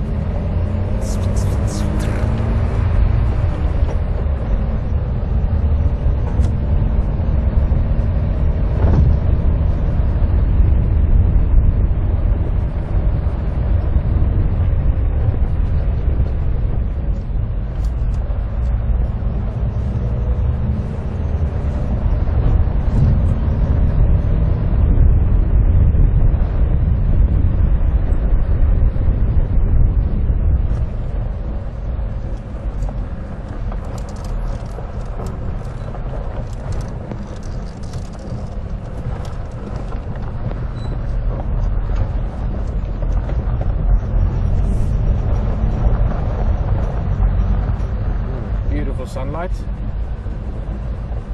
What's that, Brian? Oh no, I think he's saying something. Hey, buffalo! And hippo yawning. Hey, big guy. Oh, he might give us another one. He seems to be a little bit in a yawnful mood.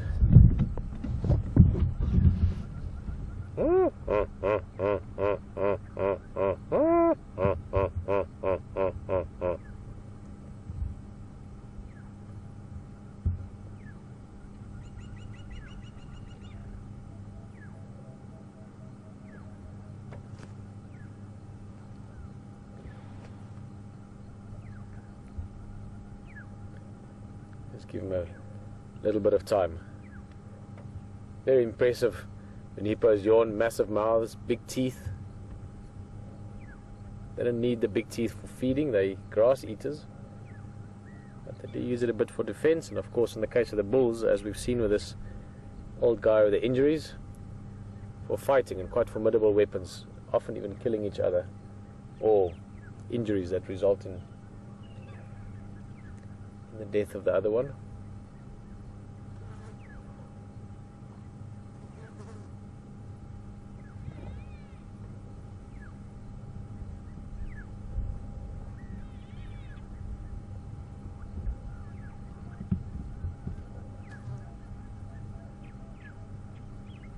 But it seems he's had enough of a yawn for now. We're going to stick around the waterhole a bit. We're just going to change our position slightly. Got a few dugger boys or buffalo bulls, these old bachelors coming down for a drink. And yes, I think it's there. There's a water monitor on the log.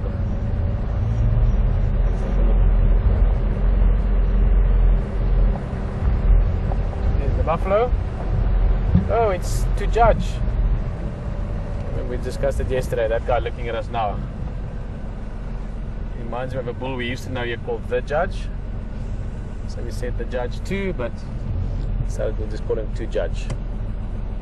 Great looking buffalo. I love this guy. He's got a fantastic sense of character and almost like being like a bruiser, you know. He's got this attitude about him that I really like.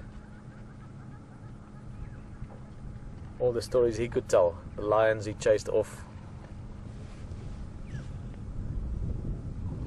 A couple of oxpeckers sitting on him. Let's go see. It sounds like they're going into the water.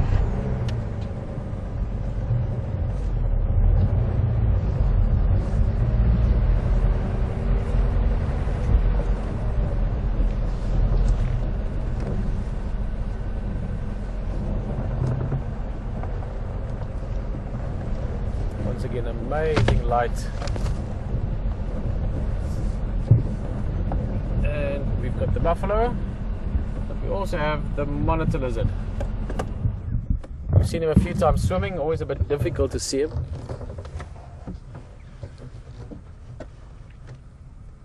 This specific species is a water monitor, also called a Nile monitor sometimes.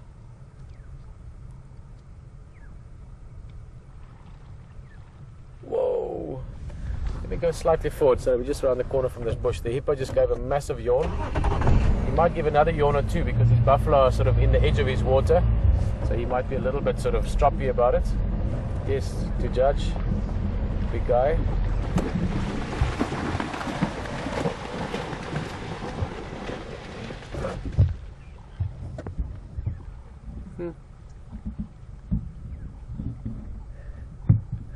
That's funny.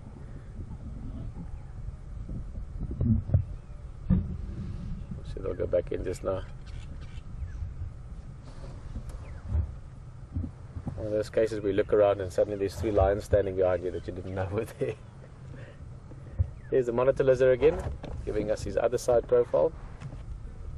And let's just keep an eye on things, see what these buffalo get up to, but I want to see if this hippo doesn't give us a nice big yawn.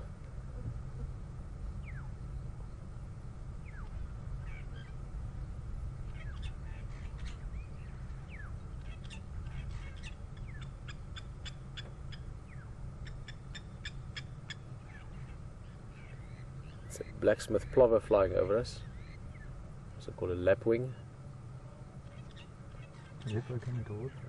Looks like, he's sneaking up on us. Little sneaky hippo. Yeah, let's see. Maybe he seems to be feeling a bit energetic. A couple of yawns when we came around, so let's see. Moving closer.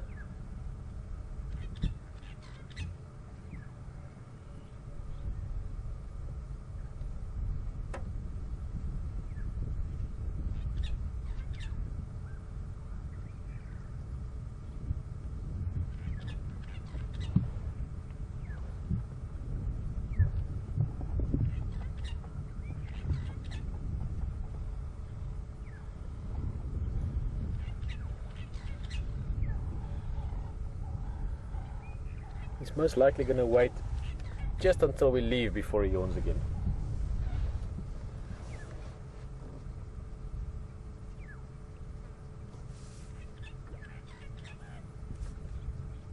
No, hippos can hold their breaths for quite a long time, 7-8 minutes if they want to. Although that's normally only during stressful conditions, if there's something really bothering them or upsetting them or something like that. Normally they go under for sort of 30 seconds to a minute.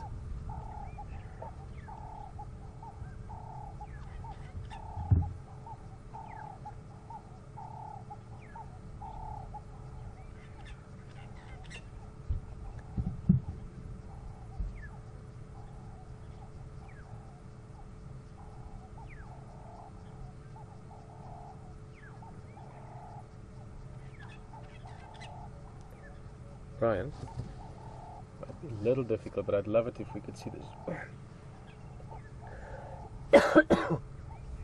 Excuse me.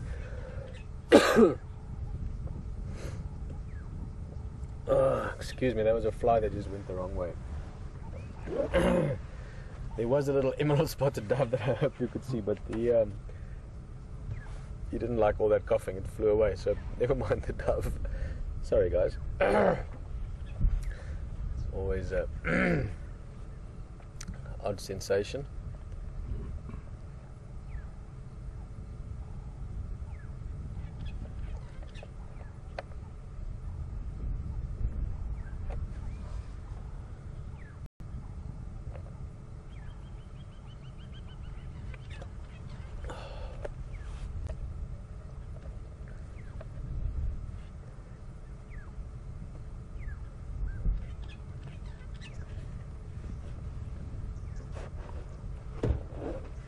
I'll give this hippo a little bit more time.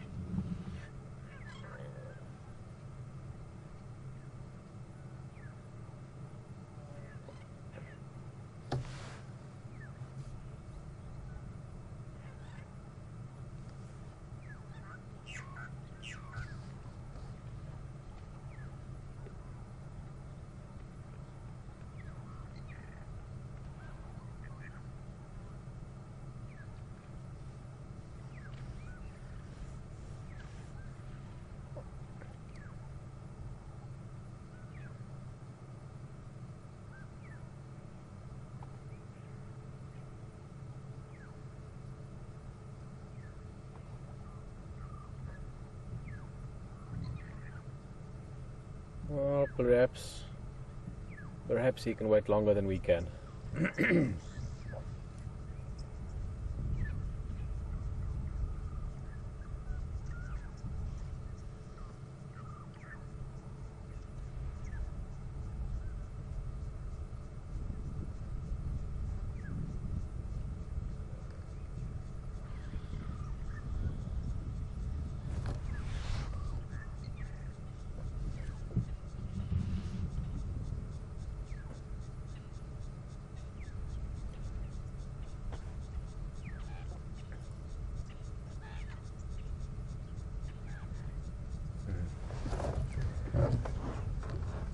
Always great sitting next to a waterhole.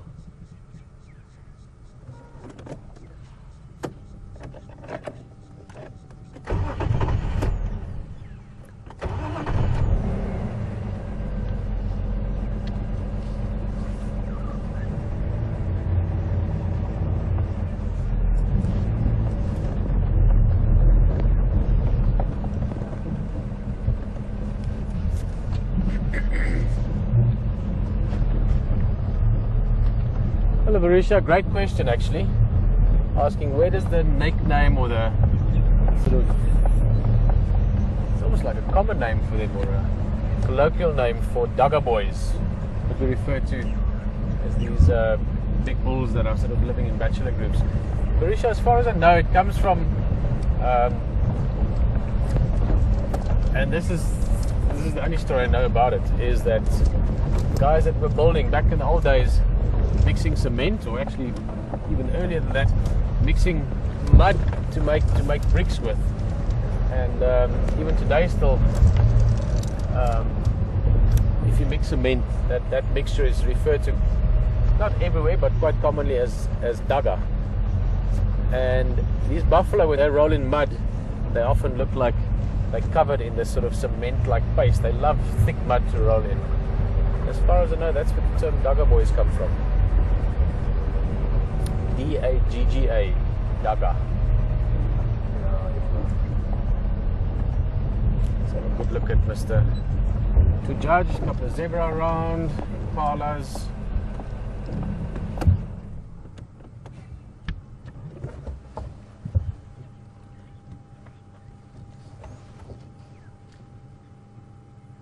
That guy's having a little fight with the bush there.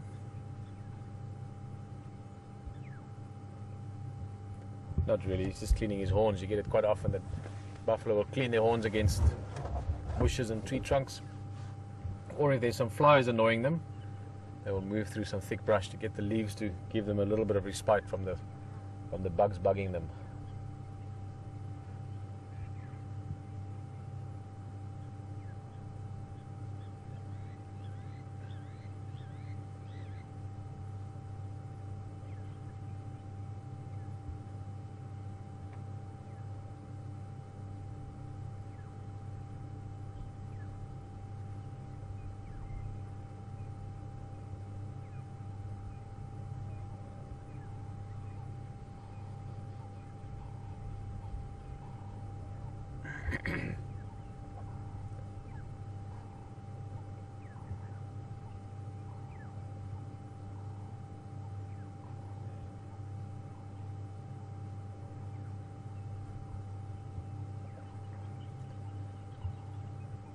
It's a question there from Mary J. Bradley. Hello, Mary. Just asking why there's no females here. The females, in the case of buffalo, live, generally speaking, in quite big groups. We saw a herd the other day, only about 30 or 40, but that's not common for this area. The typical size buffalo herd in these parts would be anything from 150 to 300-400 individuals.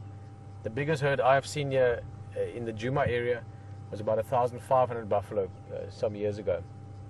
So typically big groups, and the females stay in those herds for many reasons, but mainly because of safety. It is much safer in large groups like that, and that's where they spend their time. That does, however, mean that they need to cover lots of ground, a lot of walking to get to grazing. 100 to 300 buffalo eat a lot of grass, and they drink a lot of water, so they have to move relative to where water is available as well. Sorry, I've still got a little scratchiness to my throat from that bug. So that's why you often find these older bulls. These are guys that are not necessarily, but often past their breeding prime. So they're still big guys, but they're now making way for the younger males coming in when it comes to mating season, or otherwise they stay in these bachelor groups to get themselves into great condition and then re-enter the breeding herds again at some stage. But the benefit of these Daga boys, or these bachelor units, is that they're normally in small groups, 3-4 individuals like we've got here, up to 20 or 30 or so, seldom more than, I would say on average, probably about 3 to 15 bulls, or 3 to 10 bulls even. That's what you typically see them in. And the benefit for them is they are safe anyway, relatively speaking again.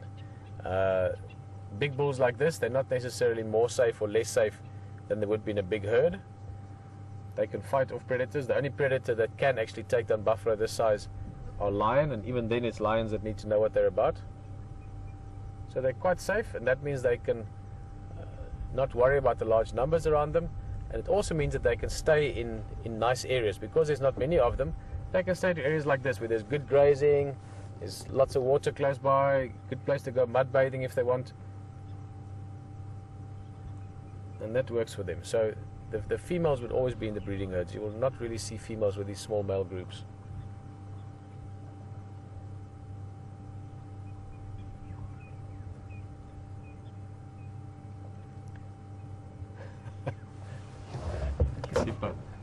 Hippo was just popping out again, but I think he's just messing with us. That's quite a nice sunset developing. So we get up there.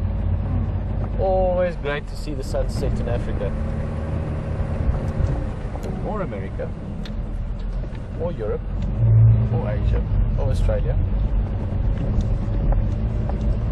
It's not so nice though to see the sunset in like far northern Europe, because there it sometimes sets for almost sort of 6 months. Kidding a little bit, but they do have the long days and then the long nights up in the north. I remember talking to Alexander Sletton about it. Alex was a very good friend and worked with Wild Earth, doing all kinds of wildlife camera work all over the world now. He loves Africa.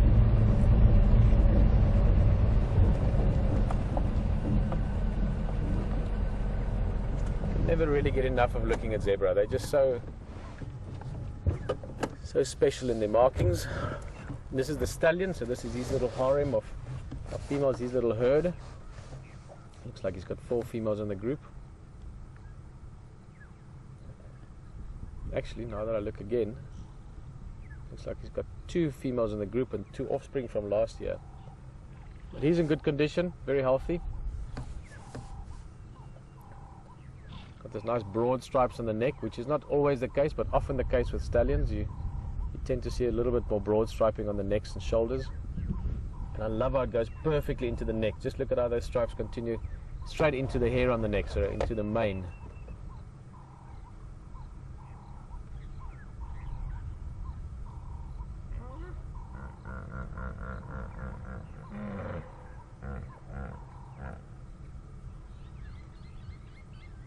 That's Mr. Hippo down there.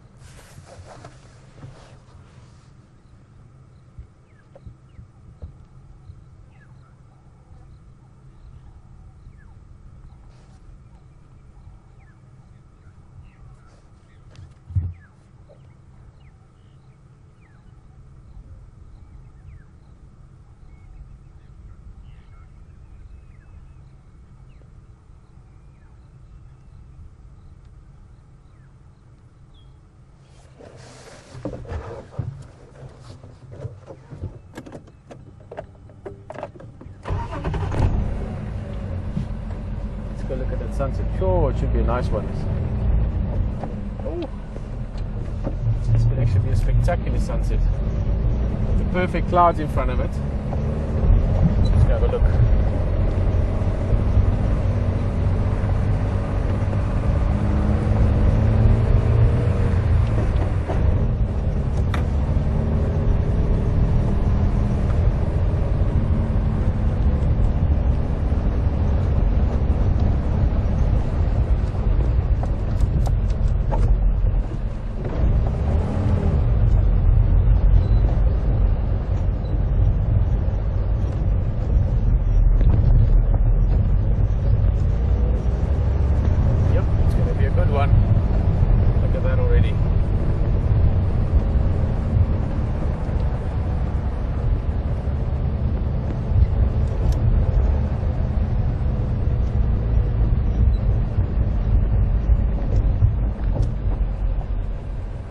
That's the first view of our rain shelter as well.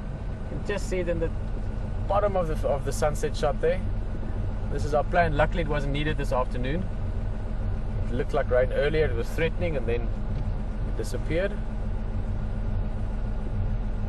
I wonder what. We get some nice trees in the foreground, or should we try and get those impala? Let's see what we can play with as a foreground for that. It's absolutely stunning.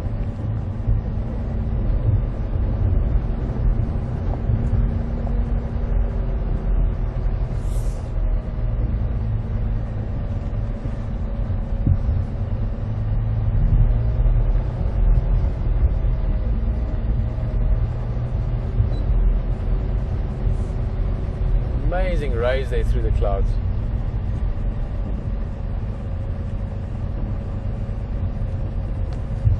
Let's try and get a couple of these impalas. There's a few of them standing on a termite mound almost.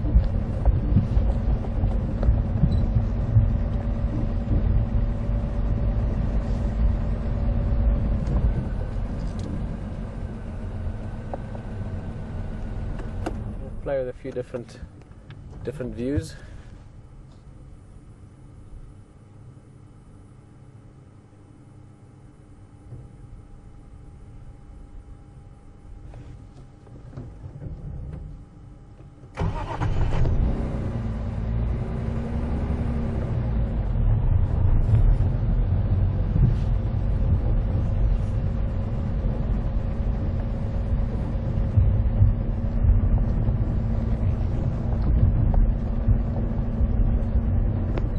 big marula trees here, beautiful shapes.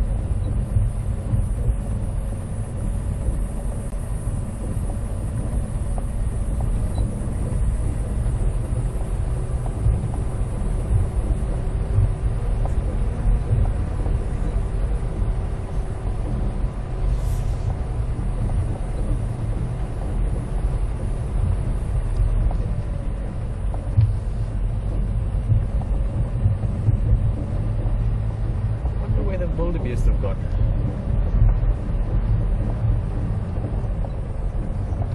It's quite a spectacular sky all the way around. I mean, the sunset is obviously beautiful. Stop for it just now. The sky in general, we've got amazing cloud formations all the way around us. Almost perfectly blue sky above us.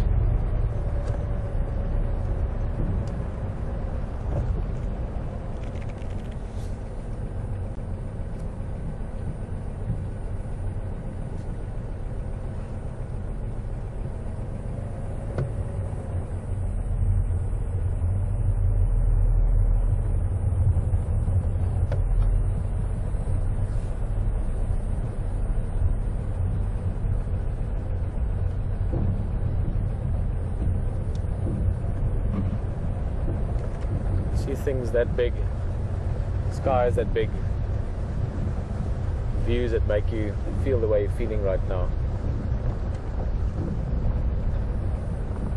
Those make you just reflect on how amazing life is, how amazing nature is. What a true privilege it is to have places like this in the world where all the different animals that have always been here can still live and survive and do their thing day to day and see the sunset.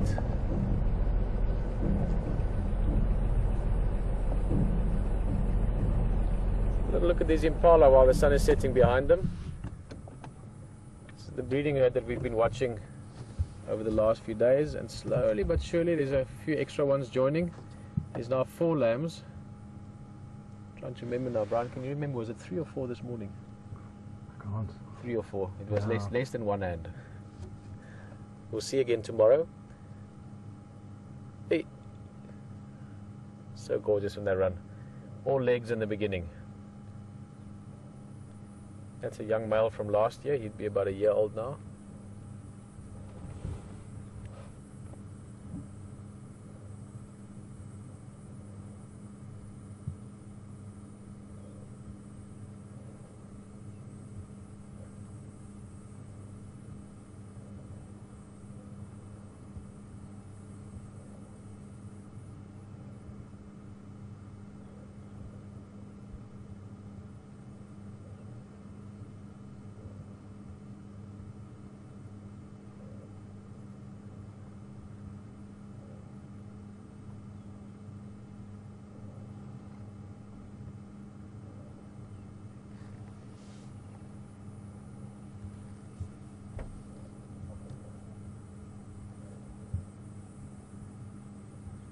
always alert. You see those ear tips as well, almost look like a second set of eyes.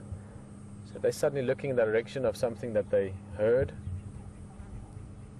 If it was a predator, it would be very visually clear that, listen, something has spotted you. We're watching and we're listening. Very alert always, these groups. Not that they're taking turns, but effectively they're constantly taking turns to look around. So they eat a little bit, stop, look around, eat a little bit, stop, look around. Within the herd, they're all doing that the whole time. So there's always a number of eyes checking the surroundings, making sure everything's okay. And they'd be on extra alert at the moment because of all these little young ones that they've got with them.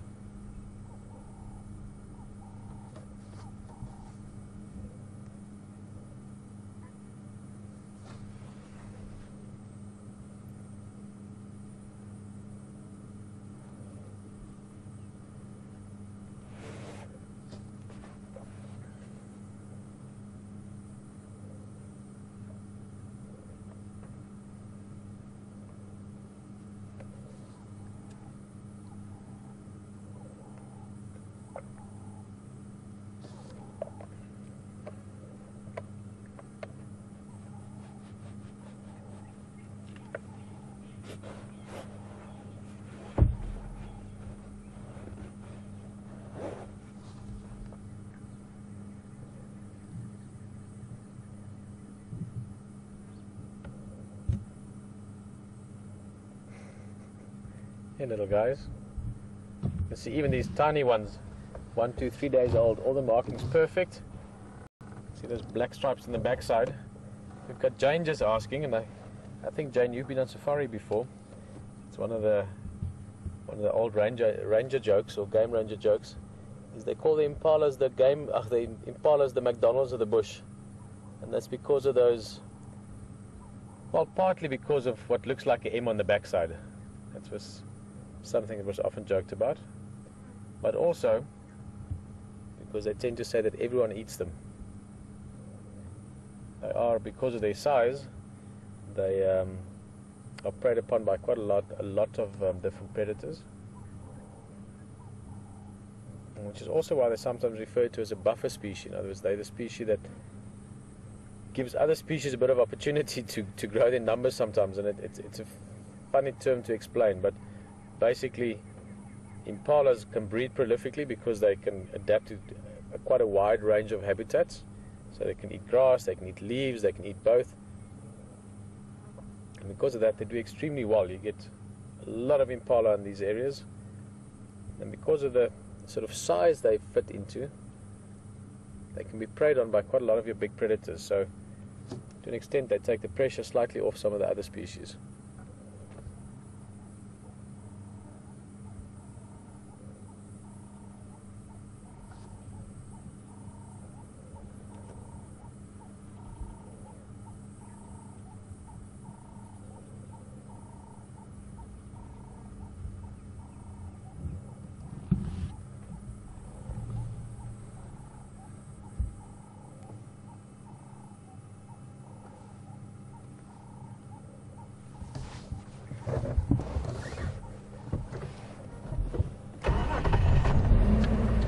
Let's take a slow drive along. The sun is busy dipping away. I'm sure you're going to get some more color. There's so many different layers of cloud to catch the last light. James just asking what's the survival rate of those impala lambs. And James, I think that'll vary quite a bit year to year almost. So it's not just predators, but also rainfall, food availability, water availability, resources basically that'll play a role. Paul was saying that they recently did a study in the area that he's living on a game reserve, and it was about 30%. Sounds about right, but keep in mind also in the beginning a lot of animals are preying on the lambs, but obviously they're preying on impala as well over the rest of the year. So that sounds about right. I do think that the other way around, impalas live to about 8-9 years old, so they would have to survive at least what am I doing in the math there? So if a female has 6 lambs over the course of her life, she would have to have at least 2 of them survive to have the population stay the same. So you're looking at about 30, 15, 15 to 20% survival rate. If that makes any sense. Basically, just if you're looking at numbers staying consistent, but that obviously changes a lot as well. You'll have growth in numbers and then dips in numbers again. The same as you find with predators and so on as well.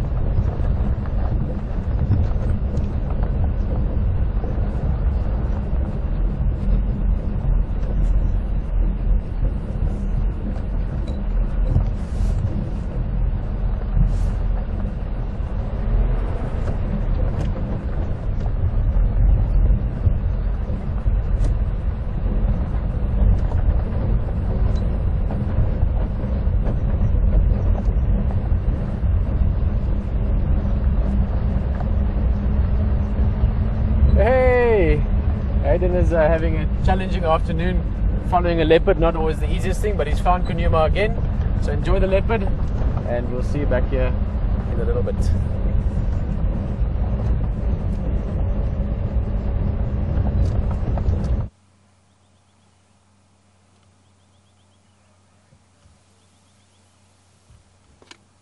Well folks, it's been an extraordinary follow for this guy.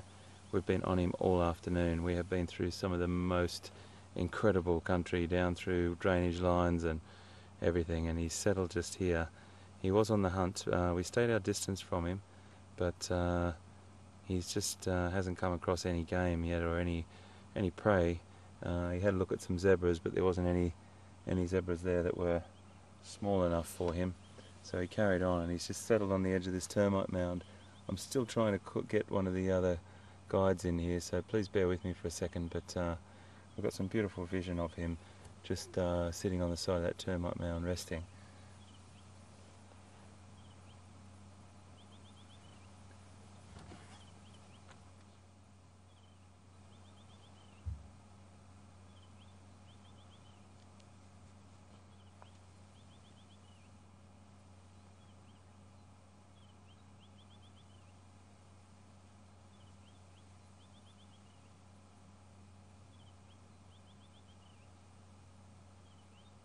He's an absolutely magnificent cat.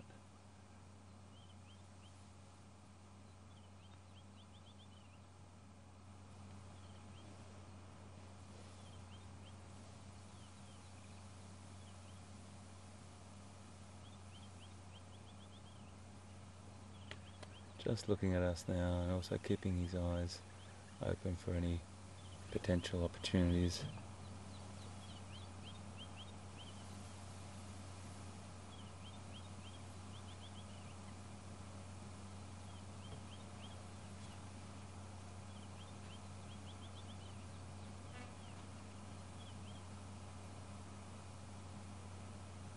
He's on the move. He's on the move, and this is perfect leopard hunting time. The afternoon shadows, or the sun's gone down, it's gotten a lot cooler, and we're just going to stay our distance from him and just watch where he goes.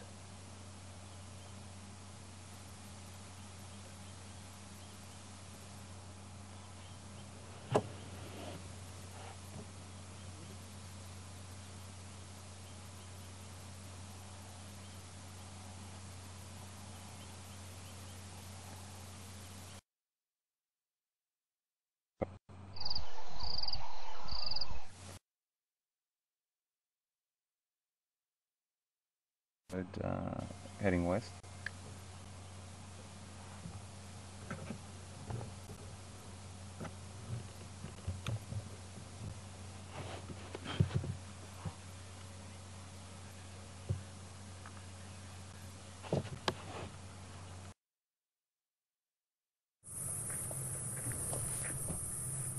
Okay mate, I've had to cut to you, I've cut to you. Alright. Guys, well, welcome back. We were just jumping off the vehicle for a few seconds, stretching our legs. Still looking at that sky.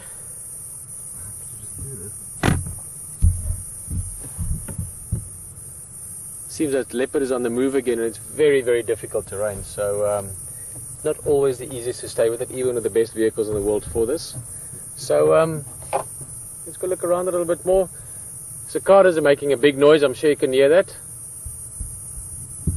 That sort of constant buzzing. It's a little insect that's almost impossible to spot. They look perfectly like tree bark where they sit. Let's go look around.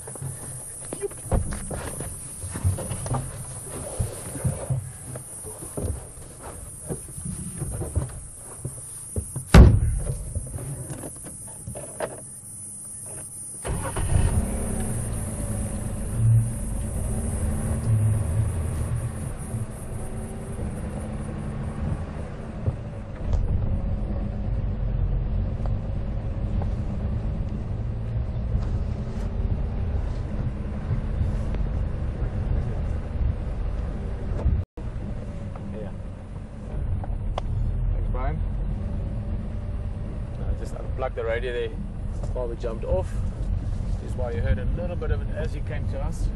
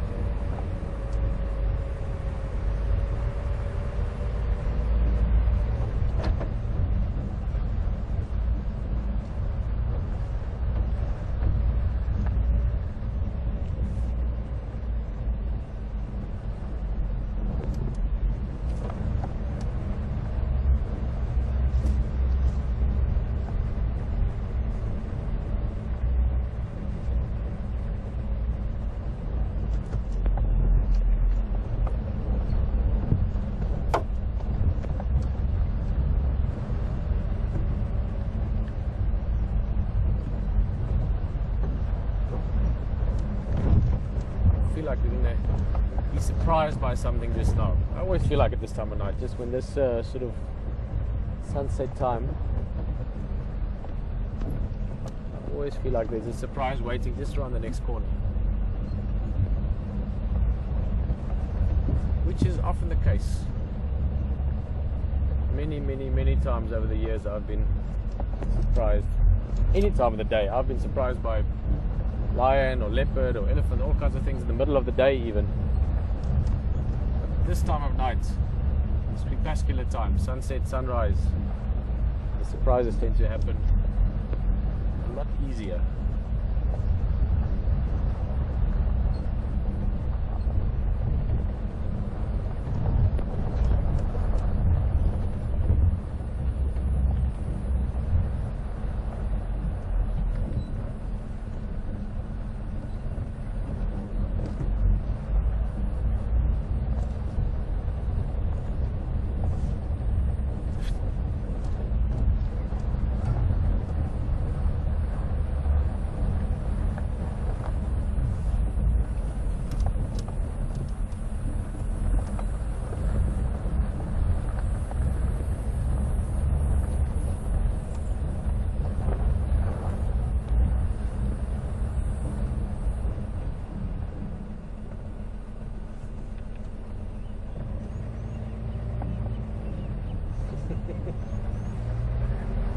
Hey Vicky. Vicky making us laugh there. It's a good question, Vicky, or a funny question, and I presume it was meant partly as such. Vicky's just asking if we ever thought of planting different kinds of trees here, just to see what the elephants would do, or the animals would do, sorry. I'm thinking of elephants because they're the ones that most often respond to that kind of thing. Vicky, no, firstly, this is it really is a wilderness, so there's no trees planted. I mean, at most, some places around the lodge areas, the grass is sometimes cut a little bit shorter, just as a fire break, you know, for safety reasons.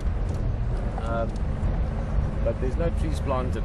However, you do find in some of the old lodges, way back in the day, people would plant trees there, and depending on the kind of tree, animals either don't do anything with them, or they just eat them down to the ground. So it depends on what kind of tree. Animals are very quick to learn what they can and can't eat. Elephants are one of those, but no, there's no trees planted, and in fact, a big move has been made over the last many years to remove exotic trees, remove areas that aren't part of a certain area. Not so much in this area. This area pretty much is it is what it is. You've got some plants that came in from Argentina, for instance, about 100 years ago, like the red sardinia or the khaki bush, that are now part of the habitats. They can't be removed, but other invaders like lantana and so forth, that's removed when found. What I'm talking about now is actually more up towards the escarpment into the mountains area. There they remove exotic trees that shouldn't be there, but we don't plant any trees here.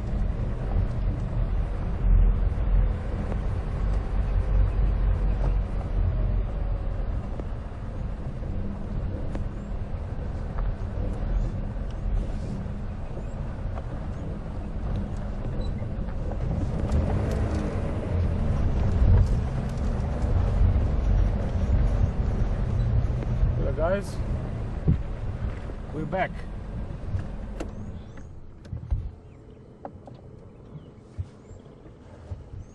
You hear a helicopter way in the distance there. That's part of the park management. That's lazy days for buffalo bulls. Bit of a wallow in the water. Nice way to cool down.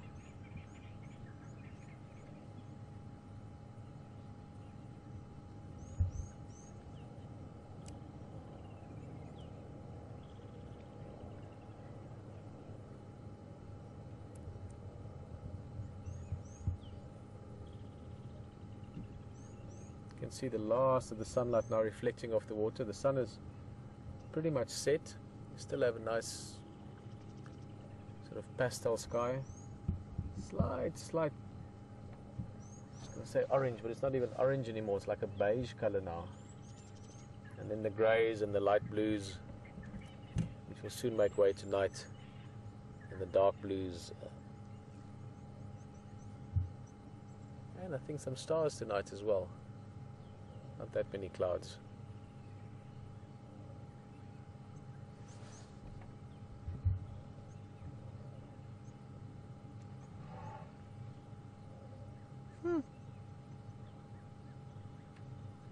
That was an odd sound, but that sounded like an elephant. Yes, elephants. Let's go a little bit forward.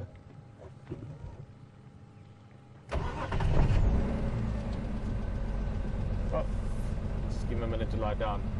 Oh, that must feel good.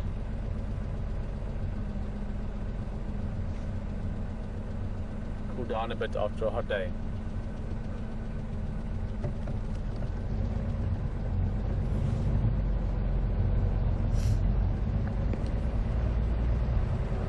Let's have a look. It's below the... Oh, it's a breeding herd. Or a little breeding herd. There we go. Hello. Smelling there. Oh, this is going to be quite cool. We're going to have a view from above. We're right on the wall of the waterhole. Ah, that's awesome.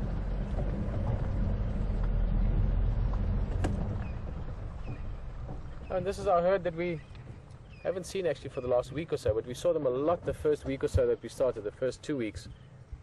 This is the lead female, or the matriarch almost. What is it now? Am I confusing her? No, sorry, this is not who I thought it was. Okay, I thought she looks a bit big. Now I thought I recognized the ear marks, but then I looked at the trunk. Not the ones I thought they were, but lovely elephants. Looks like 2 adult females, a couple of youngsters, and they should come out just in front of us here. Go a little bit forward.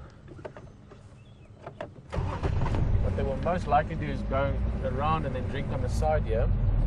So I will try and put us in a good spot to see them. that'll work. There they come. Coming out from the bushes.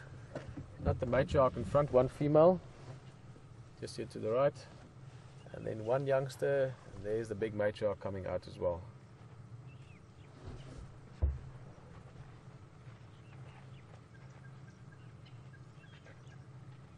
See the matriarch, a little bit of a high head posture.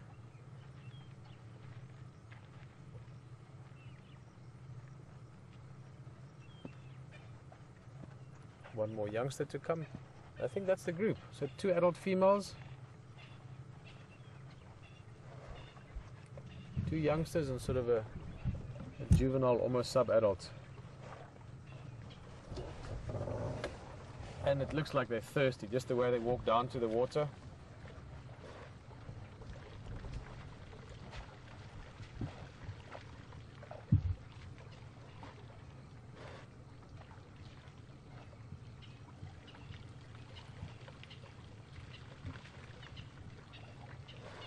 Yep, they're very thirsty. Maybe they had a drink this morning, but I don't think they've had anything to drink during the day.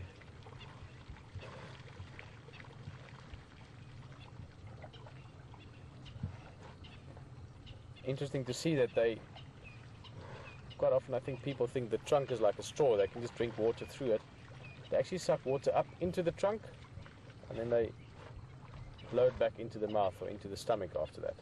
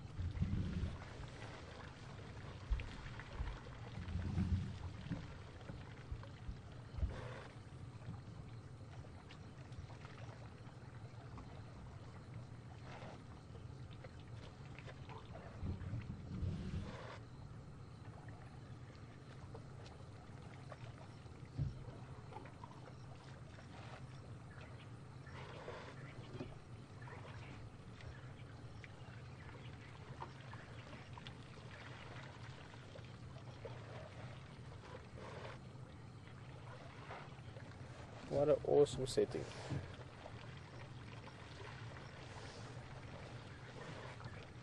They can drink big elephants. Now we're talking like the matriarch or big bulls.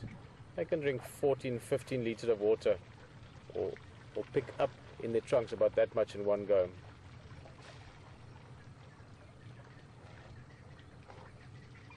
So for a big bull elephant,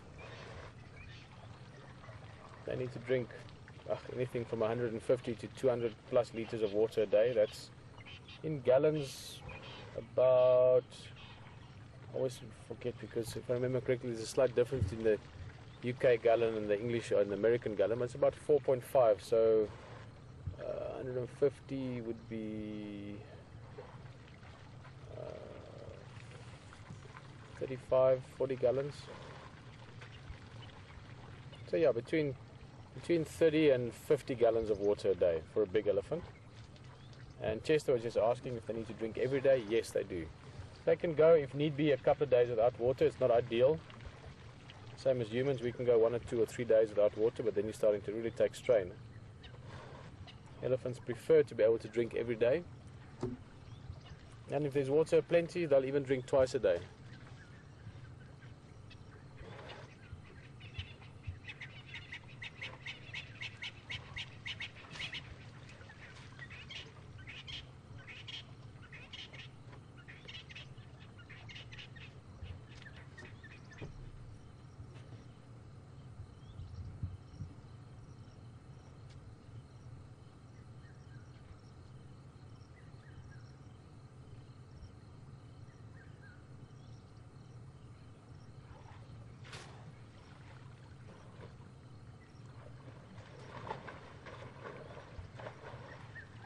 Oh, that's always great.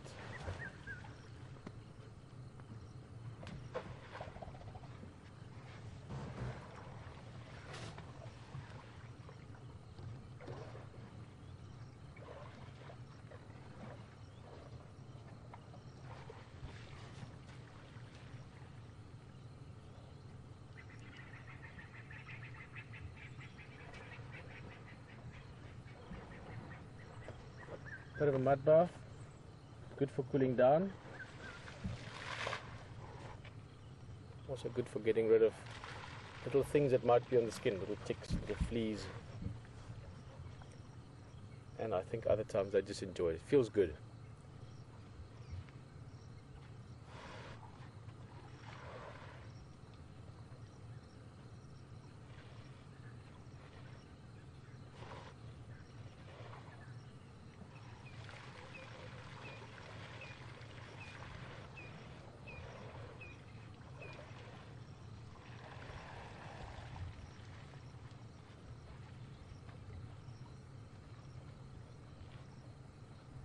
Nice bit of attitude from her.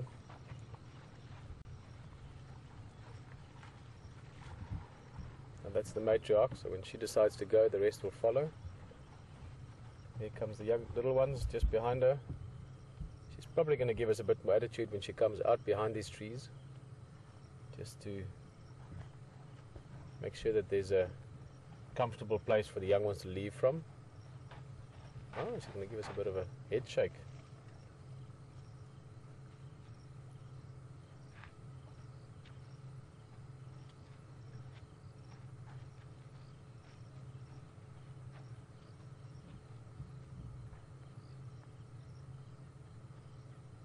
Yep. Now we're on to go. Hey little guys.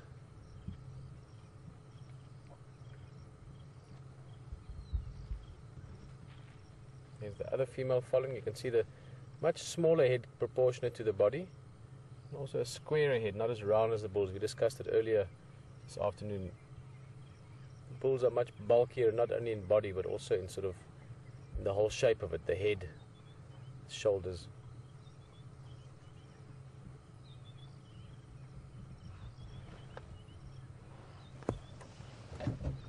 Well, that was very fortunate to have heard them, seen them. They were just down here and they're going back down into the drainage line again, so that was very good timing.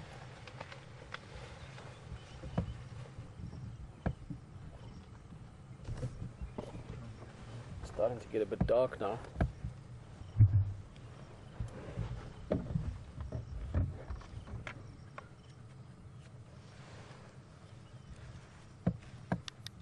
Comes.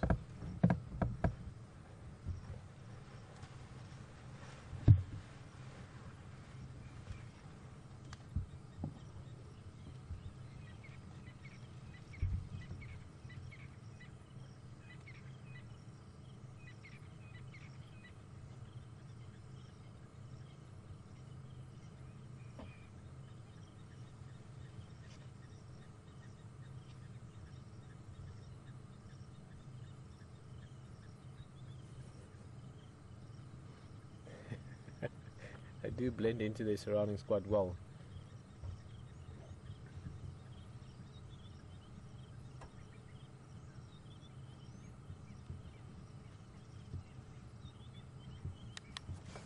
Just going to turn around up ahead here.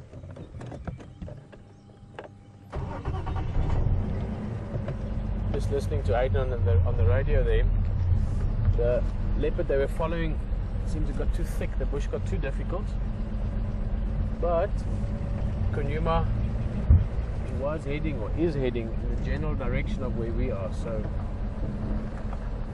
might pop out here, I don't know, 10-15 minutes, maybe even less, depending on how fast he moves. I mean, a leopard moving at this time of the night can cover a lot of ground quite quickly, or can take an hour to cover a very short distance, depending on what they encounter on the way.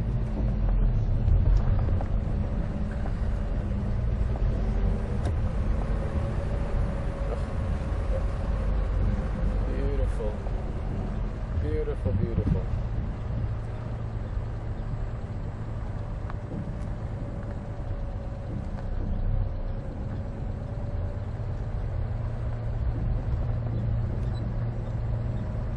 Magic times.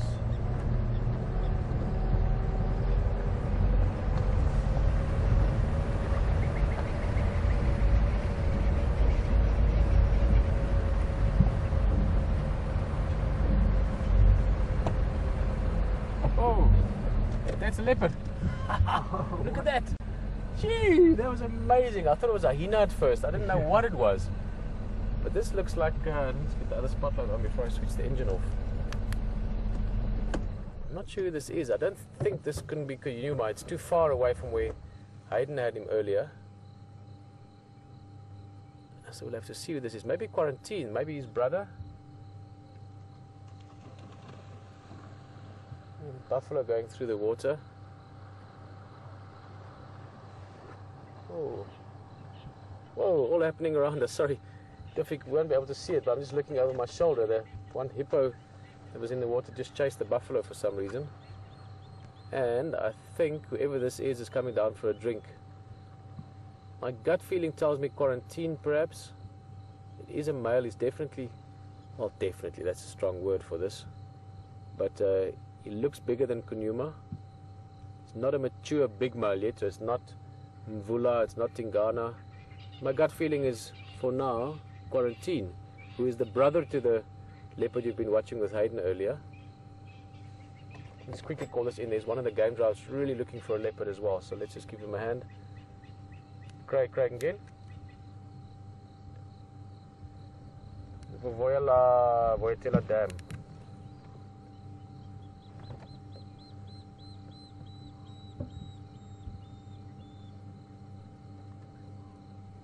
Who is this? Yeah, it's Quarantine.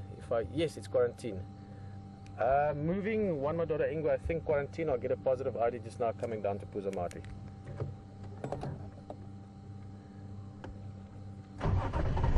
That's so awesome. I will give you 100% confirmation just now, but I just saw a couple of spots on his head that spells Emmett in Morse code.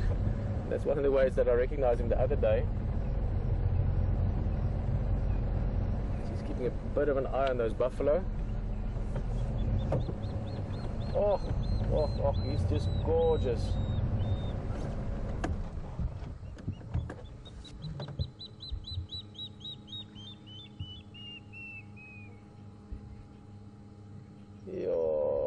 Isn't that just amazing?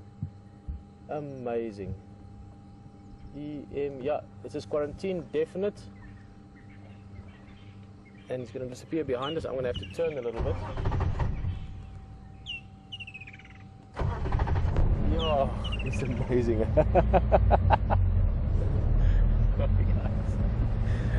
Oh, I tell you. That's just amazing. 2 leopards in one day, 2 brothers as well. Maybe tomorrow we see the mother. Karula is my all-time favorite leopard of all time by a long shot of all time. That makes the point well enough. That's their mother. This is her 4th litter of cubs. I was very fortunate that I knew the first 2. She had 2 girls the first time, called Tandi and Shadow now, so Seka and Tingana back then. Then she had 2 boys in Duna and Misho, King and Sunrise, or King and Daybreak. Then her 3rd litter was a boy and a girl. I didn't know them.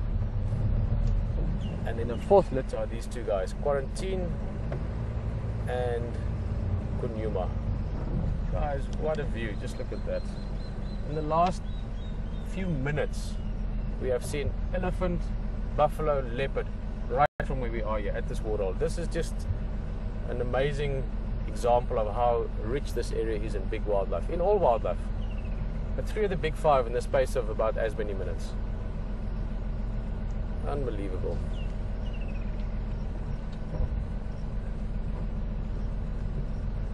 I knew there was a leopard around, Mike. Not just my gut, but my gut played a big role the last 48 hours. I've been seeing the tracks here and there. I've heard the monkeys. He's looking for a good place to go and drink. Interestingly enough, he actually avoided those buffalo. That's why he walked this way.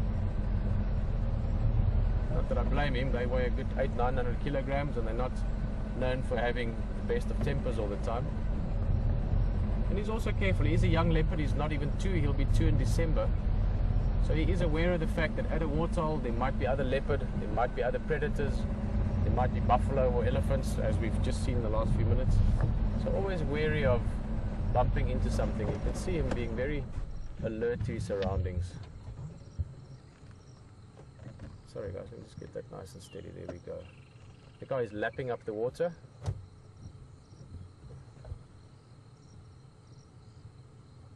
He's still a bit wary. He's looking at those buffalo. They're far away from him, but he's very alert. He's in the sort of final stages of becoming fully independent. What I mean with that, he is living an independent lifestyle already. He's not relying on his mother for food anymore. He's catching his own food. He's moving on his own, but he is staying within the territorial boundaries, if you want, of where he grew up, of Karula's area. So he's still technically under the protection of his mum and to an extent of his dad, Mvula, who is who is the father of these cubs, because I've seen Kunyuma, and Kunyuma looks just like his father. Oh, that is amazing light. I'll speak to Craig quickly, standing by.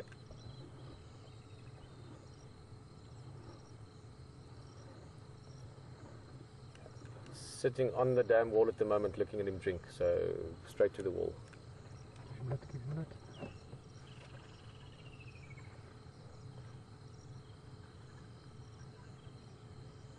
Oh, that's stunning. I'll try and just get this a bit steadier. There we go. Look at those eyes.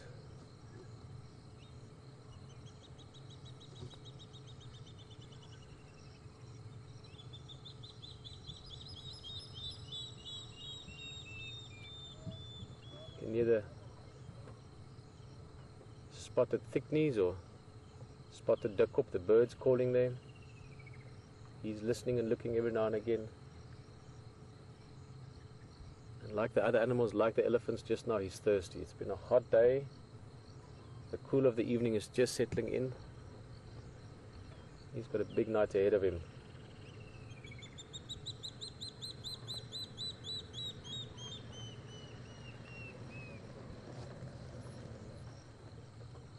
There's another game drive vehicle just joined us as well.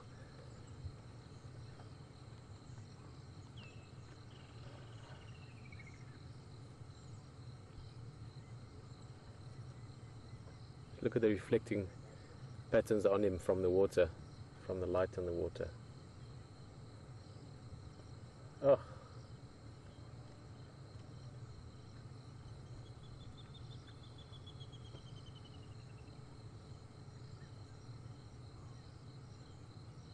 They are absolutely mesmerizing. You know, I sit with Leopard.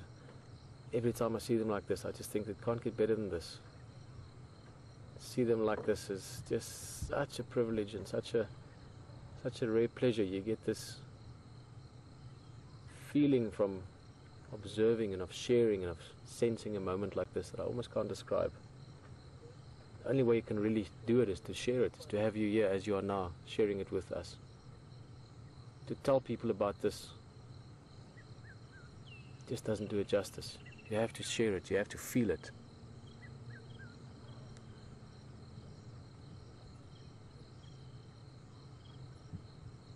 And then of course that first moment, that millisecond, when you suddenly realize you're looking at a leopard. 1 minute there's nothing, and the next minute you know there's a leopard right in front of you. That is just a feeling that is amazing.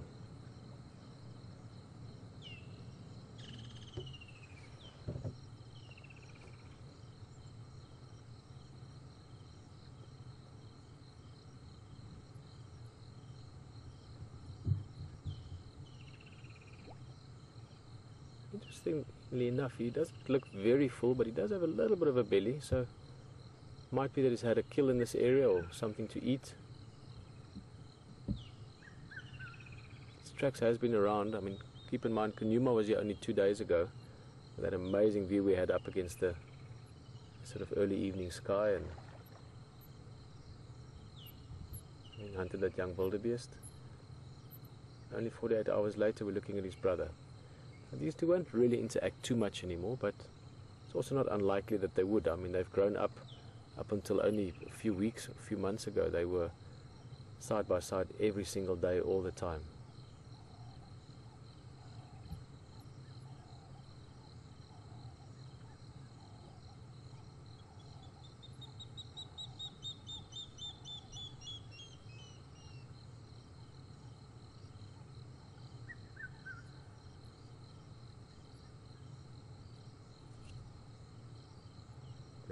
nice.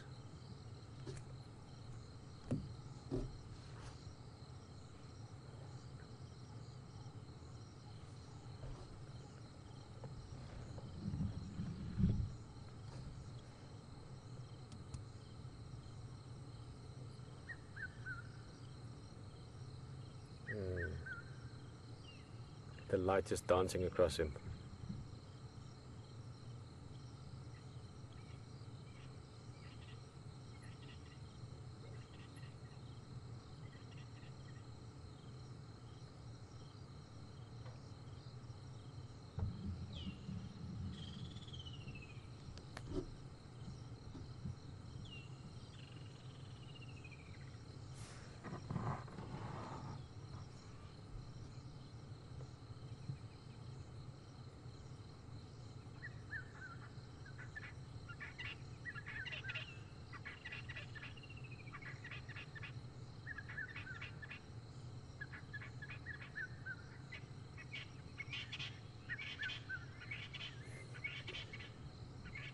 Next time we get a leopard like this drinking, we can have a few volunteers to count how many times do they lap the water. It can be sometimes 1,000 or 2,000 times, just for interest's sake, but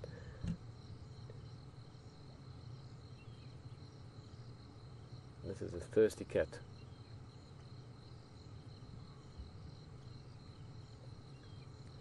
Just out of interest, leopards do not actually need to drink water every day. They are largely water independent, but obviously when there is water, when it's available, they will drink, often 2 or 3 times a day. Oh,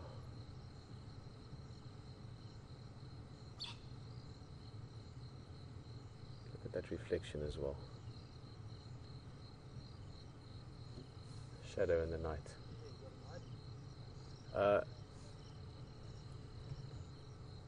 Craig, I'm at 99.9% sure it's quarantine. I haven't had...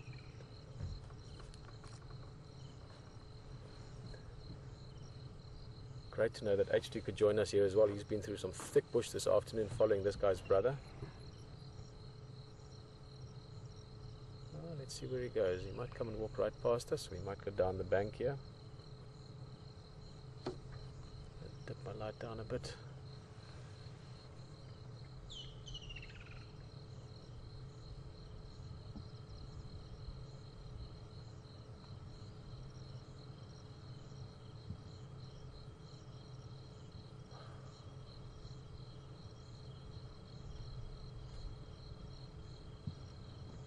Sometimes I feel like I'm also not allowed to speak when he's that close. It's just so, it's like a spell.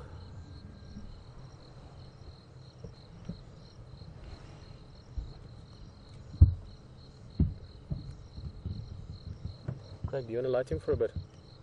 Craig? Craig? Yeah. Put your light on him. Thank you. Guys, this should also look quite too lit, too little. Ah, too well, put some on. Look at the shadow there from him.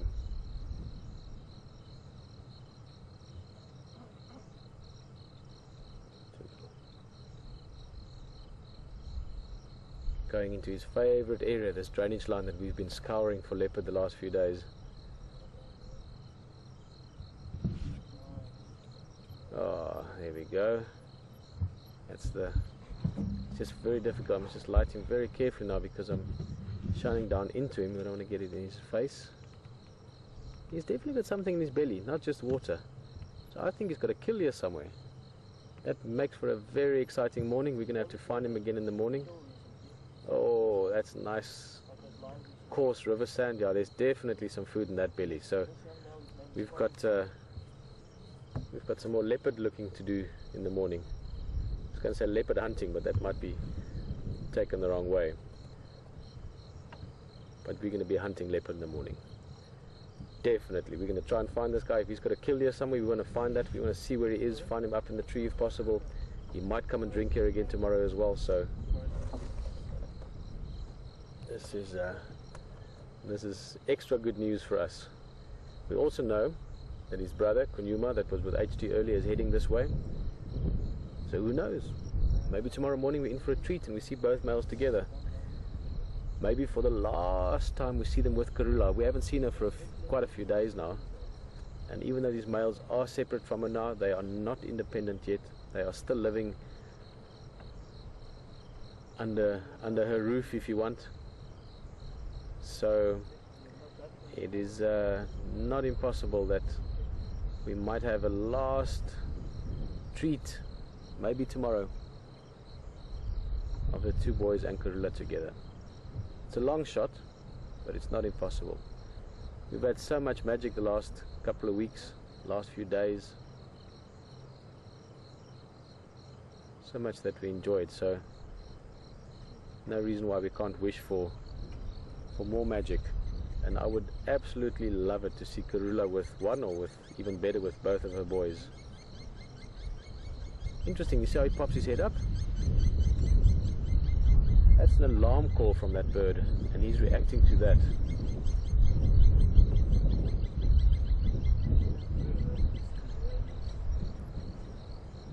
don't know why that is. Craig? Yes. Is there something else at the water? What's that plover calling about? Pardon? No, I'm just hearing that alarm call. What's that about? I don't know, I was busy chatting now. Oh, okay. No, just the plover suddenly started calling. I'm going to take my light off the leopard because we've got such a great view. Craig will have a quick look with his light. I actually mentioned that the Numa might be heading up towards Yeah, that's what I was wondering about. We've got is it possible if big wind picking up as well. I still got to wait back there to... Yes. Guys, we're going to have to just move a little bit. Craig has got to come past one of the other vehicles. We're just going to turn around.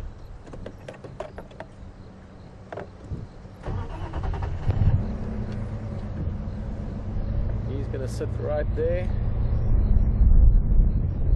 We'll make some space here for...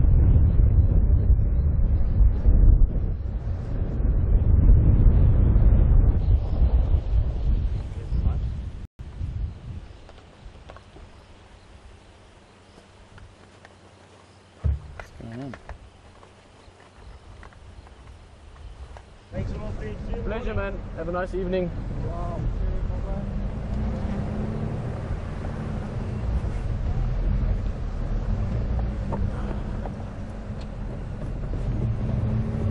Here's the other vehicle. That's Hayden. Yeah, he's still in the sand.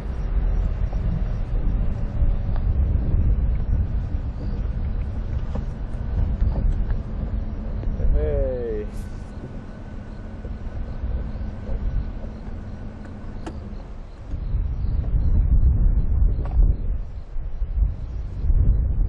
HD, you copy?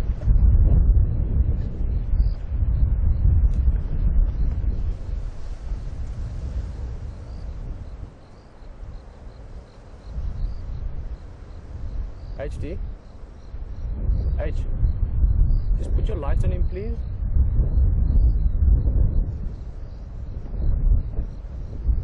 Lights.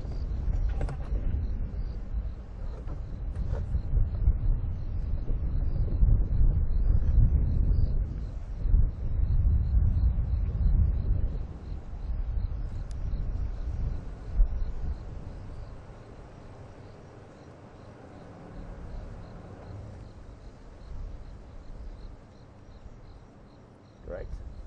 H is going to put his light on as well. H, I'm going to switch my light off and just get a little bit of side lighting. Do you want to light him for us?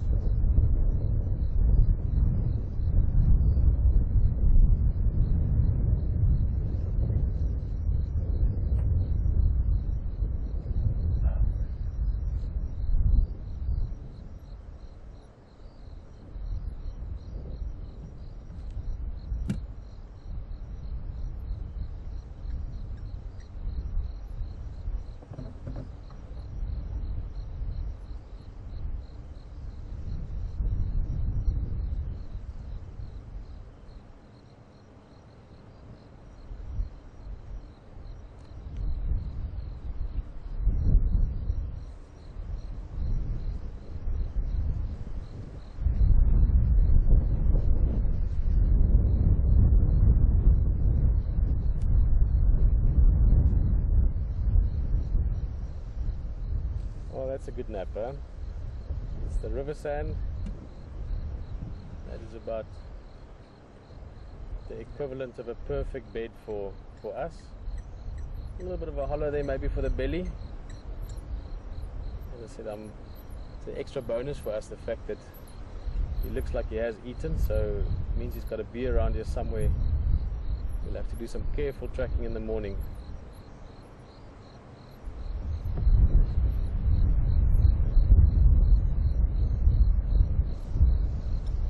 See the ears just every now and again just listening.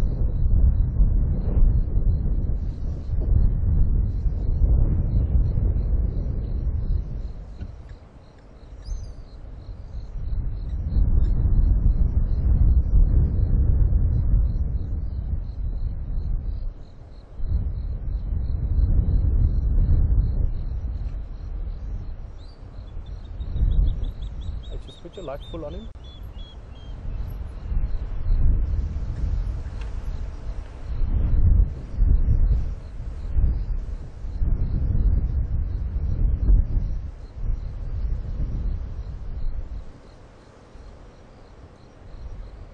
Well, that's the life. I'm not necessarily just talking about the leopard. It's been an absolutely fantastic afternoon. All kinds of things, the elephants, surprise a leopard at Treehouse Dam, the hippo story that we still must see where it ends, and just lots to enjoy. The sunset, I must say, was a very special one as well. So it's been a lovely afternoon in the African bush here, and I'm just going to say thank you very much as always for joining us here. Without you, this wouldn't be possible for all of us. What a thing to share. For myself, Peter, and Brian, and HD and VM, who's sitting just across from us, thanks so much, and have a fantastic day where you are. See you tomorrow.